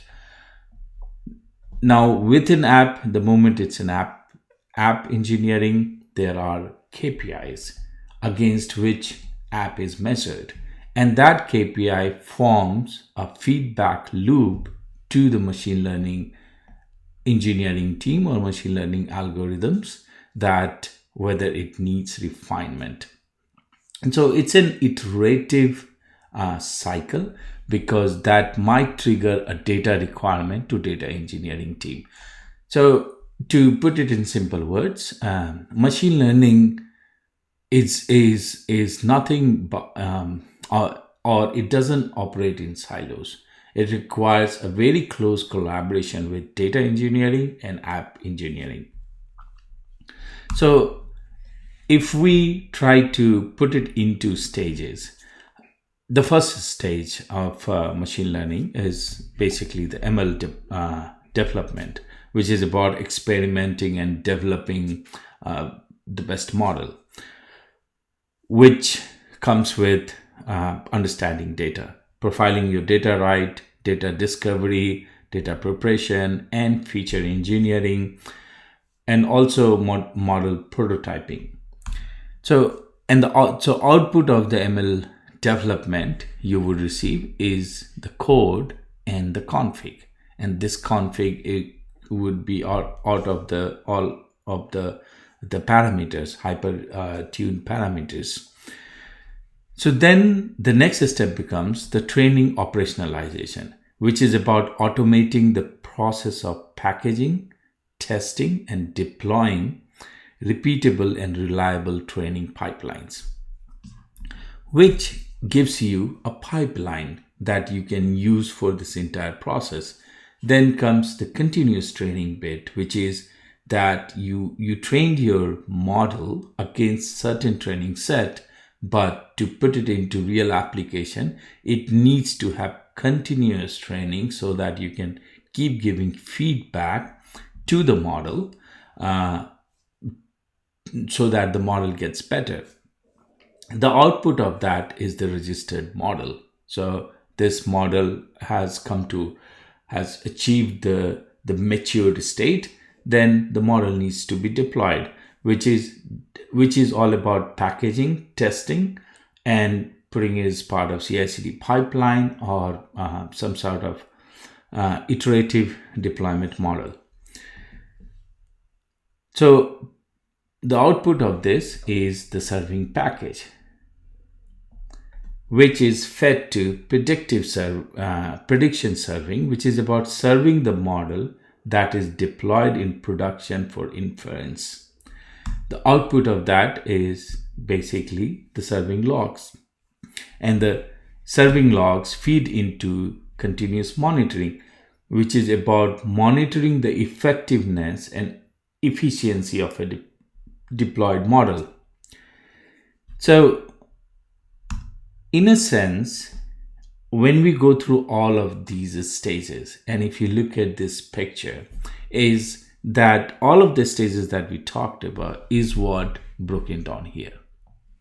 Now, this picture also gives some additional information that typically different ways of doing machine learning on Google is you can use the low code, which is the SQL version, by using BigQuery ML, where you can run machine learning models using SQL syntax. But this is primarily available only for standard models or generic models that you can use. There are some places where you can extend it, but it's pretty limited in terms of only having a SQL compliant models. Then you have AutoML, where you don't have to write any code like Vision API, Vision AI. You have an API available which you can use for vision related intelligence. Similarly, translation, right? You already have an API available pre-packaged which you can use to get language translated. So you don't need to write any code. You just need to call the API with proper input parameter. Custom ML is where Vertex AI plays a big role, where you need to build everything start to end. And this flow, all of these are different stages as part of entire end-to-end pipeline. And this is where Vertex AI comes into play. The main crux of Vertex AI is this pipeline, the orchestration. It builds a pipeline end-to-end, which you can think of it as an ETL tool for machine learning models, to put it in a very simplistic way. The workbench notebooks are basically the canvas play area where you define all of these stages. The interesting bit in Vertex AI is that in in case of an ETL tool or something, it's just stages which are linked together. In Vertex AI, each one of these steps or tasks, they are themselves a container. So because of that, it can scale to any scale, and that's the biggest USP of Vertex AI. How does it look like on GCP consoles? Exactly everything that we talked about. So you will start, creating with the workbench, then pipelines. Pipelines is what you create, and then this is basically your models, and it gives you the endpoints against which you can keep getting the predictions. Next up, speech to text and text to speech. As these words say, to convert speech into text and to convert text into natural sounding speech.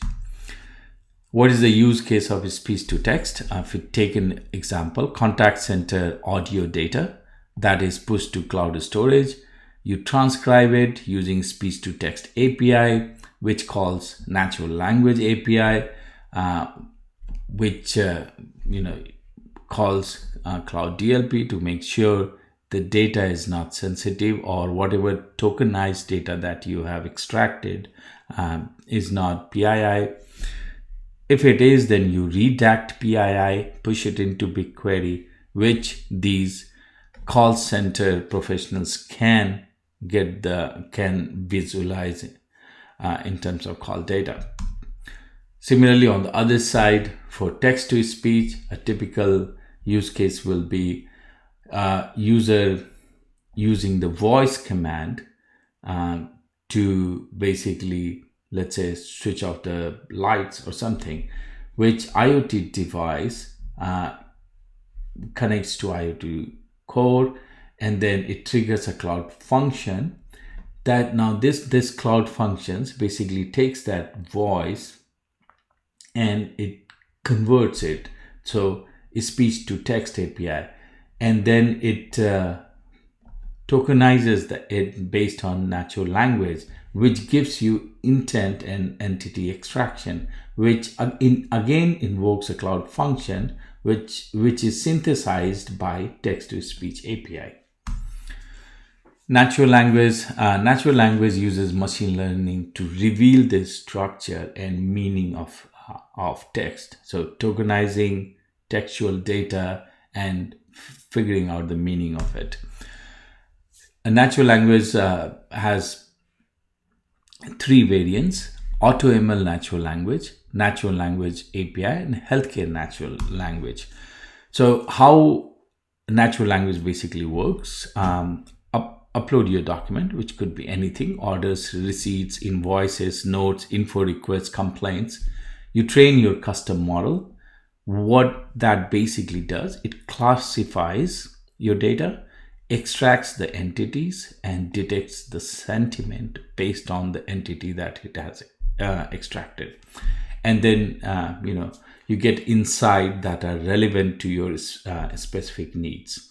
Right from the start, a lot of sentiment analysis use cases based on Twitter feed or news feed or media feed. Natural language plays a really big role. Vision AI helps derive insight from images with AutoML vision or pre-trained vision API models to detect emotions, understand text, and more. So it's basically there are two: AutoML vision or vision AI. What is a typical use case is that you use Vision AI and AutoML Vision to make images searchable across broad topics and scenes, including custom category. So let's say user uploads an image. Image is stored in cloud storage, which sends a notification to PubSum, which calls App Engine. Now, App Engine calls Vision API to detect broad objects and scenes from images. Label detection makes image searchable across broad topics and scenes. On the other side, it can also call AutoML to detect custom labels. So to put it into the perspective, let's say you uploaded a picture of San Francisco Golden Gate. So a Vision API will detect the San Francisco Bridge, and maybe in that picture you have Sausalito or Alcatraz, or so it will basically detect those labels, and it will make those labels searchable. So if that image is stored and somebody comes and let's say searches the database based on Golden Gate, so this picture will be a candidate. On AutoML Vision, same, think of a picture which is basically not recognizable by standard labels, but you probably need to build a custom label, which could be, let's say, a picture of a city where you have created a level for a specific building, which is your work building, and let's say your work building name is certain company, and when somebody comes and searches based on a company name, this image could be a candidate for that. Translation enables organization to dynamically translate between languages. Translation is very famous. I think all of us use it on Google website to translate between different languages. This particular product comes in different variants: AutoML translation, Translation API, Basic, Advanced, and Media Translation API. What are the benefits of cloud translation? It can translate many languages. So, there's a lot of languages available. What it can also do is detect a language. So you don't have to define what the source is. It will automatically detect, and it provides a glossary support. It's highly scalable. It's easily integratable. Because it's pretty much API-based REST API, so you can integrate it into any application, and it has a simple, affordable pricing because charges are on a per character basis, even if the character is multiple bytes. Document AI, it uses machine learning technology, basically that powers Google search and assistant. This is used to derive insights from unstructured documents. So converting images to text, classifying documents, analyzing and extracting entities. So typically it's basically, it lets you see what's inside the document, tries to understand the document, and makes it useful. If you think about a use case, think of any official document, any invoice, any let's say W9 or W2, 1040, any of these legal documents which have a standard format. So think of it, a lot of visa application for different countries, a lot of immigration papers, because they all have defined structure, and it can analyze and extract entities, and it just makes it really useful and really easy. Now, let's talk about operations and Google Cloud Operations Suite, which was called Stackdriver before. But this is probably the most important set of products because it gives you visibility across all of the Google Cloud resources, and it's an inbuilt capability into every product. There are a lot of product for it. Cloud logging, which is to basically audit platform and application log management. Cloud monitoring for understanding the infrastructure and application health with rich metrics. Error reporting, it helps you application error identification and analysis. Cloud trace, a tracing system, by collecting latency data. Cloud profiler, It helps you profile CPUs and the heap memory issues during application performance. Cloud Debugger, for it's a real-time application state inspection and in production debugging. Then apart from that, you have Kubernetes engine monitoring, intelligent operations, and managed services for Prometheus, which is in preview. When this becomes available, it will basically, when it becomes GA, it will probably be lapped up by a lot of different enterprises. So let's take a view of all of these products that we just saw. How do they fit into? So let's break it into three categories. How do you monitor? How do you log and report error? And then the APM, application performance management, which is, it's a very interesting field, and there are a lot of new products coming up in that sector. Google provides you that out of the box. So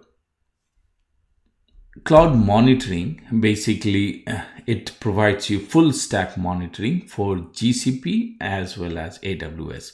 It collects matrix, events, and metadata from Google Cloud and AWS for hosted uptime probes and application instrumentation.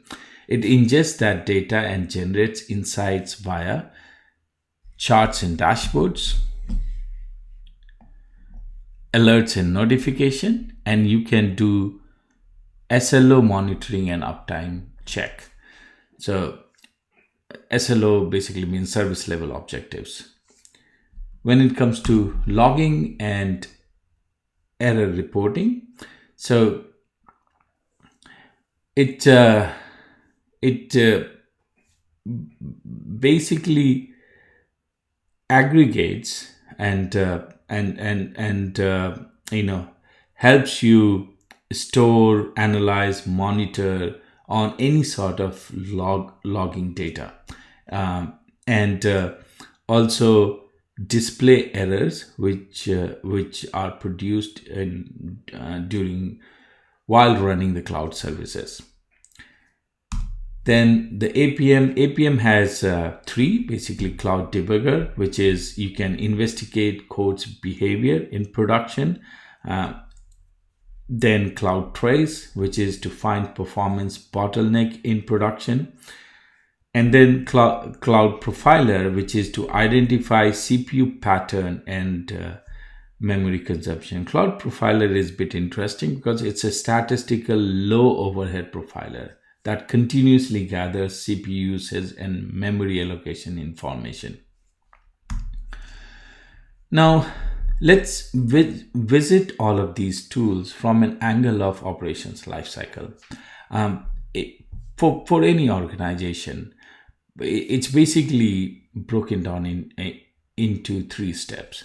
First step is that you should have a capability to capture everything. Then to analyze, troubleshoot, and visualize, and then how you can manage and monitor your cloud resources. So what Google Cloud provides is these kind of capabilities. Log management, which is it logs router, allow control that where the log should be sent. Log insights, error reporting, analysis, and it aggregates the error in the application. Proactive monitoring, as the word says. Custom visualization, it provides out of the box and custom dashboard capabilities. Health check monitoring, service monitoring, latency management, debugging, performance and cost management, and security management, because cloud audit logs provide near real-time user activity visibility across GCP. So let's take an example of how you can make this process possible using these tools is the application troubleshooting. So first step is the cloud monitoring, right? Which will collect matrices, will set alert threshold and will watch for outlier activities with the service level objective that you have defined. Cloud logging, as in second step, will analyze logs for services. It will generate outlier signals to troubleshoot these applications. Then the third step, cloud trace. So if applications are instrumented with cloud trace libraries, it analyzes how latencies are distributed across the microservices in a transaction flow. Then, as the last step, you will have cloud profiler and cloud debugger, using these capabilities to profile performance and perform production debugging to further accelerate application troubleshooting and optimization. So to put it into perspective, that was the capture bit. Analyze, troubleshoot, and visualize. That is these two bit. And then manage and monitor comes here. So it basically provides you tools around the entire operations lifecycle. Now let's look at developer tools, and Google has a lot of developer tools, just like any other cloud platform, because you need developer tools so that you can easily build on Google Cloud Platform. So you have artifact and container repositories, Cloud Build, which is a CI/CD platform, Cloud Code. It gives you an IDE support to write, run, and debug Kubernetes applications. Deployment Manager for creating Google resources. Cloud SDK is to connect to Google Cloud Platform. Cloud Scheduler, so it's a cron job scheduler for task automation and management. Cloud Source Repositories, something like GitHub. Cloud Tasks, it's a task management service for asynchronous task execution. Workflows, it's a workflow orchestration for serverless products. Then you have Google Cloud Deploy. It's a fully managed continuous delivery to Google Kubernetes engine. Tekton and Jenkins. Tekton is Kubernetes native resource for declaring CI/CD pipeline. Jenkins, it's a CI and CD tool. Tools for PowerShell, to work with Windows PowerShell. Let's quickly look at Cloud Build. So Cloud Build is a service that executes builds on Google Cloud Platform infrastructure. It's a CI/CD tool which works with Google services. So in this particular example, you can manage infrastructure as code with Terraform and Cloud Build using the popular GitOps methodology. GitOps methodology is that operations happen based on Git changes. So typical example of user checking in code in the GitHub repository. Based on the checked in code, there's a trigger. Cloud Build, this is for the dev and prod. So then Cloud Build kicks in the deployment deployment into these environments. Next up, Cloud Task. It's a fully managed service that helps you manage the execution, dispatch, and delivery of a large number of distributed tasks. So you can asynchronously perform work outside of a user request. A lot of times you have a need where you don't want to interrupt the usual flow of an application. You just want to asynchronously execute. So let's say as part of the process, something needs to be updated in the database. Now that call can be asynchronous. So these are the places where you can use Cloud Task. You can use Cloud Task Queue with HTTP targets, where basically your application is creating a task, which is getting into the queue, which is invoking the HTTP target. cloud task queues with app engine target. So only thing that changes here is rather than an HTTP end target, it becomes an app engine target. So it's again, think of it just like any asynchronous task, that you want to do outside of your flow. You can use cloud task to just trigger that. Workflows, they are used to create serverless workflows that link series of serverless tasks together in a defined order. So it combines the power of Google Cloud APIs, serverless products like Cloud Functions, and Cloud Run. So think of it as like the word says, workflow, and it's more like a orchestrated set of event. So if we take an example that there has been a shipment request, you get inventory, let's say from Firestore stores that, do you have enough stock? Yes. Then you update the inventory and you send the shipment request. But if you don't have enough stock, you request the product from a supplier, which invokes supplier API, and then you format a response and the response goes back. Now, all of these are a series of tasks that needs to happen in an order. This is what you will set it up in workflows. And it's completely serverless. So you don't really need to worry about the infrastructure platform or anything. You just define your task and you execute your series of tasks as a workflow. How does it look like? It's basically it's a series of steps described using the workflow syntax, which can be written either in YAML or JSON format. So as you can see, get current time, call HTTP key, get this URL, read Wikipedia, and the subsequent steps. How it looks like is exactly something like this on the right side, which is it's very intuitive in terms of the series of steps, how one process should be completed. Cloud Scheduler. Cloud Scheduler is a fully managed enterprise-grade cron job scheduler. That's the important bit to remember. Cron job scheduler. It allows you to schedule virtually any job, including batch, big data, cloud infrastructure operations, and more. So after every 6 p.m. you want to shut down all the servers, that's a use case. If you want to kick off a series of batch jobs that run overnight, this is the candidate. How does it look? How do you create this? It's very simple, very intuitive UI.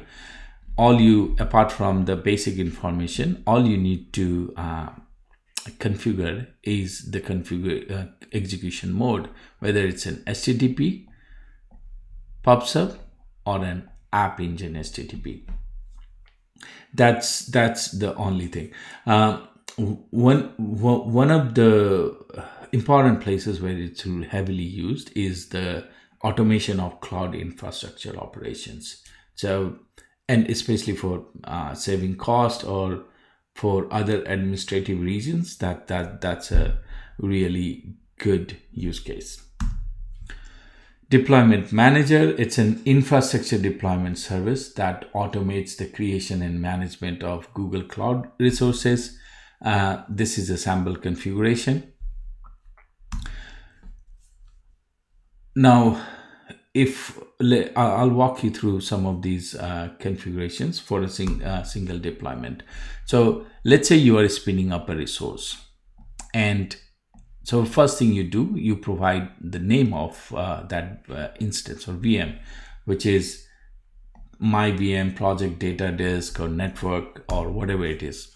Then you provide the type. So the type is basically the type of the resource that is being deployed. Then you specify its properties. So when you spin up a machine, you basically pick up where do you want to spin it up, which zone, what type of disk you need, what type of booting policy you need, whether you need to initialize some parameters. So that's the kind of details you have here. So think of it just like an infrastructure as a code kind of tool for Google Cloud Platform. Next up, Cloud Code. It's an integrated IDE to write, debug, and deploy cloud-based applications for IntelliJ VS Code or in the browser. It has an integrated support for Kubernetes and Cloud Run applications, so you can just run these applications without setting anything right from your browser. Pre-configured to work with your favorite IDEs, so you can integrate it with your favorite IDEs. It mimics your local development workflow to make cloud-based development a breeze. It enables tools to help you write, deploy, and debug faster, so you can focus on code, not configuration. And then basically you can easily work with Google Cloud APIs in the languages that suit you. How does it look like? It's like in any of your favorite development tools, and basically this is if you use the Cloud Shell or Cloud Console, this is literally an IDE in your browser.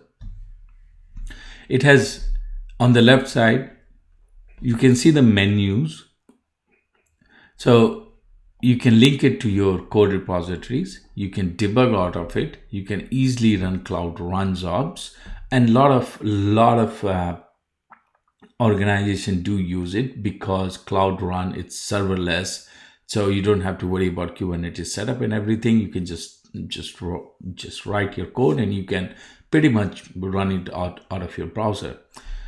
Cloud APIs, secret manager, which is again important because secrets play a really big role in terms of connecting from a machine to Google Cloud Platform. And then of course you can run the Kubernetes applications. Now with this, I'll give you a brief introduction of Anthos. Anthos, because of the whole multi-cloud adoption, this is the premier flagship product of Google for multi-cloud world. So let's look at some of the details about Anthos. Anthos unifies the management of infrastructure and application across on-premises, edge, and in multiple public cloud with a Google Cloud-backed control plane. So let's take a simplistic view before we understand the intricacies of Anthos. What Anthos does, it gives you a unified platform to run your application on Google Cloud, on-prem, other cloud platforms, or at the edge. Now, to make something like this possible, it has to run on the same engine. And all of these engines are monitored from one control plane. That's what Anthos is all about. So in terms of the engine, Anthos is powered by Kubernetes. So think of thousands of APIs your company is using, and they are running it across multiple cloud platforms. If they are running on GKEs, is the same execution engine, and Anthos provides a unified platform, unified control plane to manage all of that. So now if you come to the right side, where you can see the core components of Anthos, this is basically run anywhere. The core components are, of course, it's enabled by GKE, Google Kubernetes Engine. You have Anthos config management, where you do all of the configurations, cloud logging and cloud monitoring. Then you have Anthos Service Mesh, which is powered by Istio. And then you have Cloud Code, Cloud Run, or any of the IDE or any of the other tools. So this is the simplistic view of it. Where Anthos plays a really big role is the multi-cloud enablement. So you can manage services running across different cloud from the same control plane. Now, if we try to understand the technical overview of Anthos, so let's start with at the bottom. At the bottom, Anthos uses Anthos clusters, which basically extends GKE for use on Google Cloud on-premises or multi-clusters. The next bit is basically the whole, the Anthos cluster, which is, running on top of all of this. So in fact, inside all of this is a unified way to work. And that's what I was talking about, an execution engine, which is unified so that all of these applications are speaking the same language. Then comes the ingress part of it. Because there are different clusters, clusters, you need a multi-cluster ingress controller.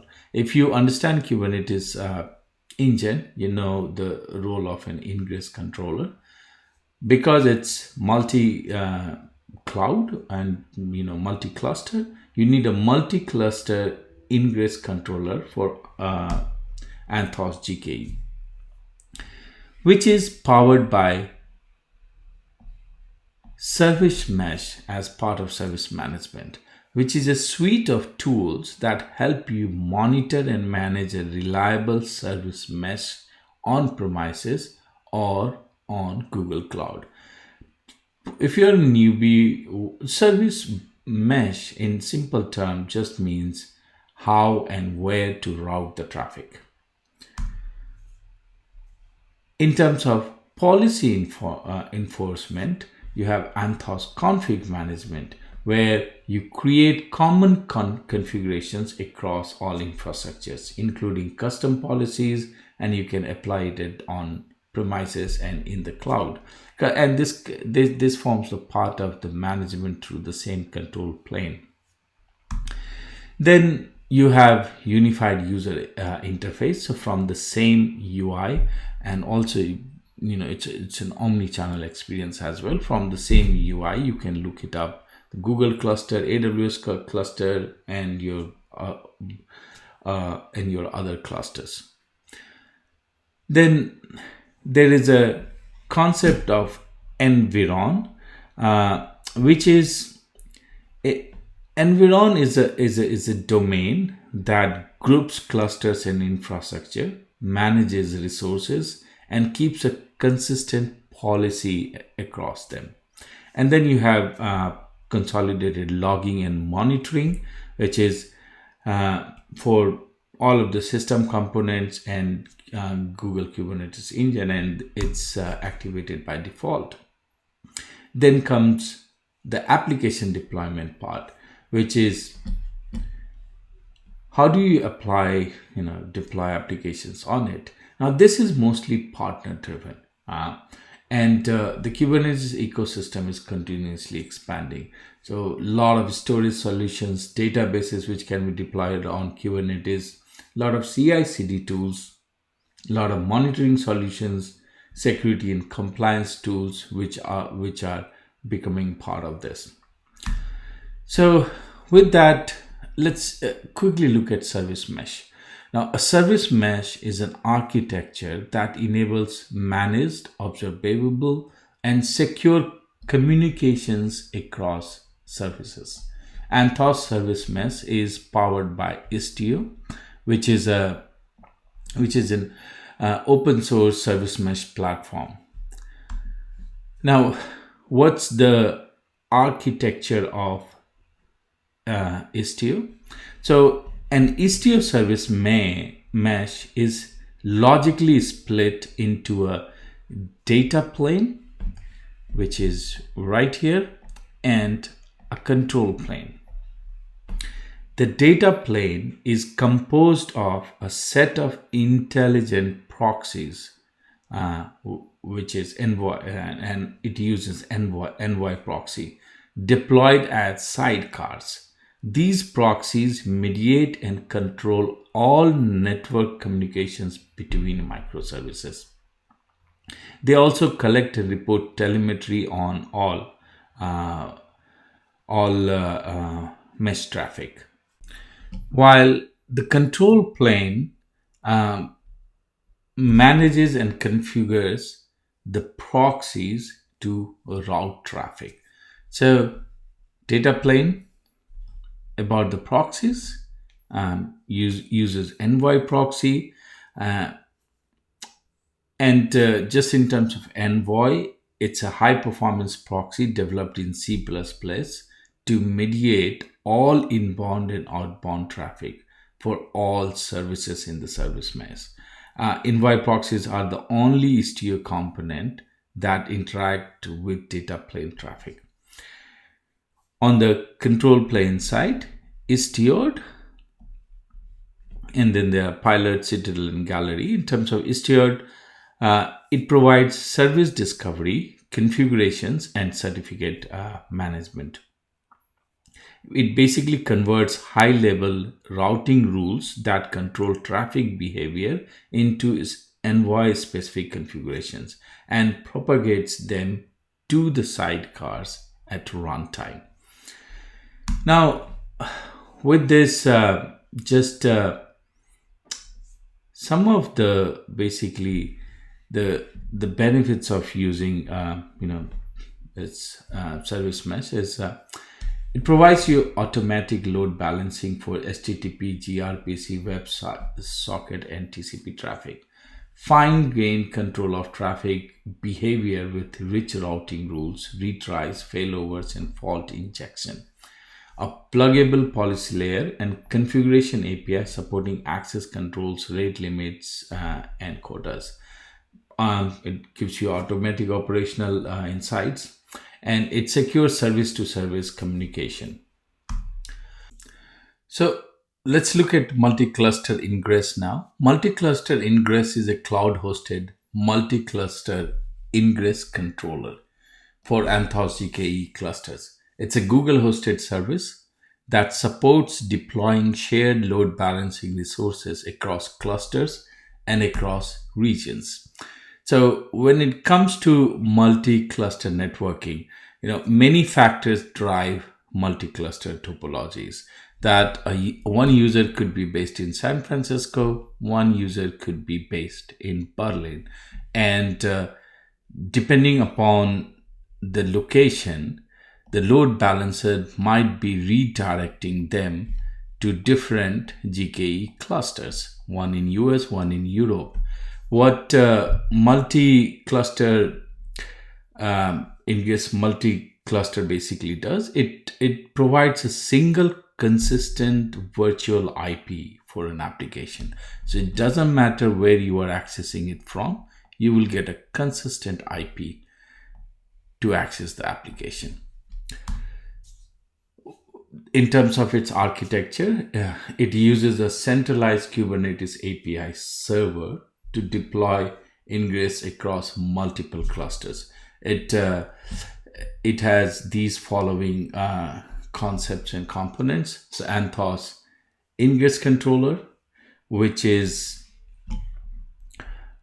basically a globally distributed control plane that runs as a service outside of the clusters, which is this bit.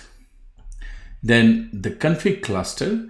Config cluster, it's a chosen GKE cluster running on Google Cloud where the multi-cluster ingress and multi-cluster services are deployed. So it could be any cluster that is chosen.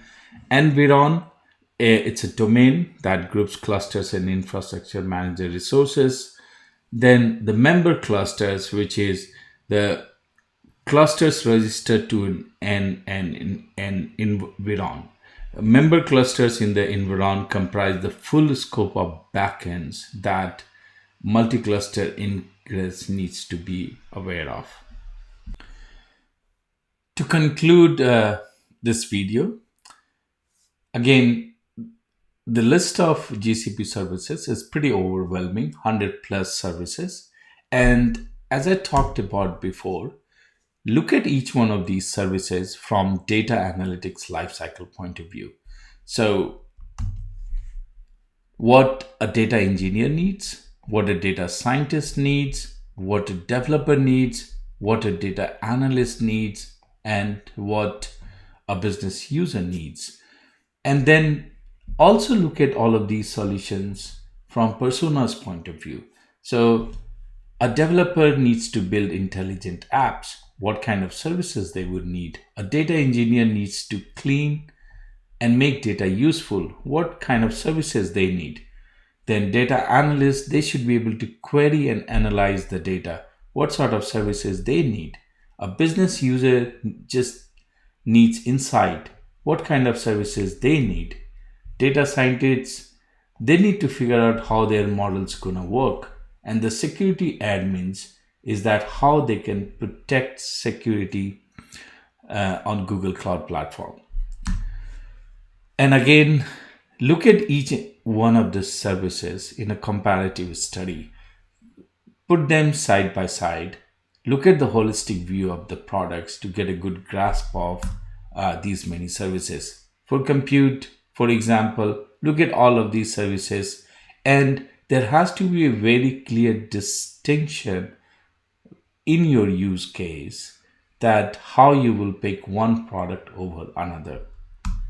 Same goes for storage use cases, is that look at your storage need. What do you need to store and what makes the most sense?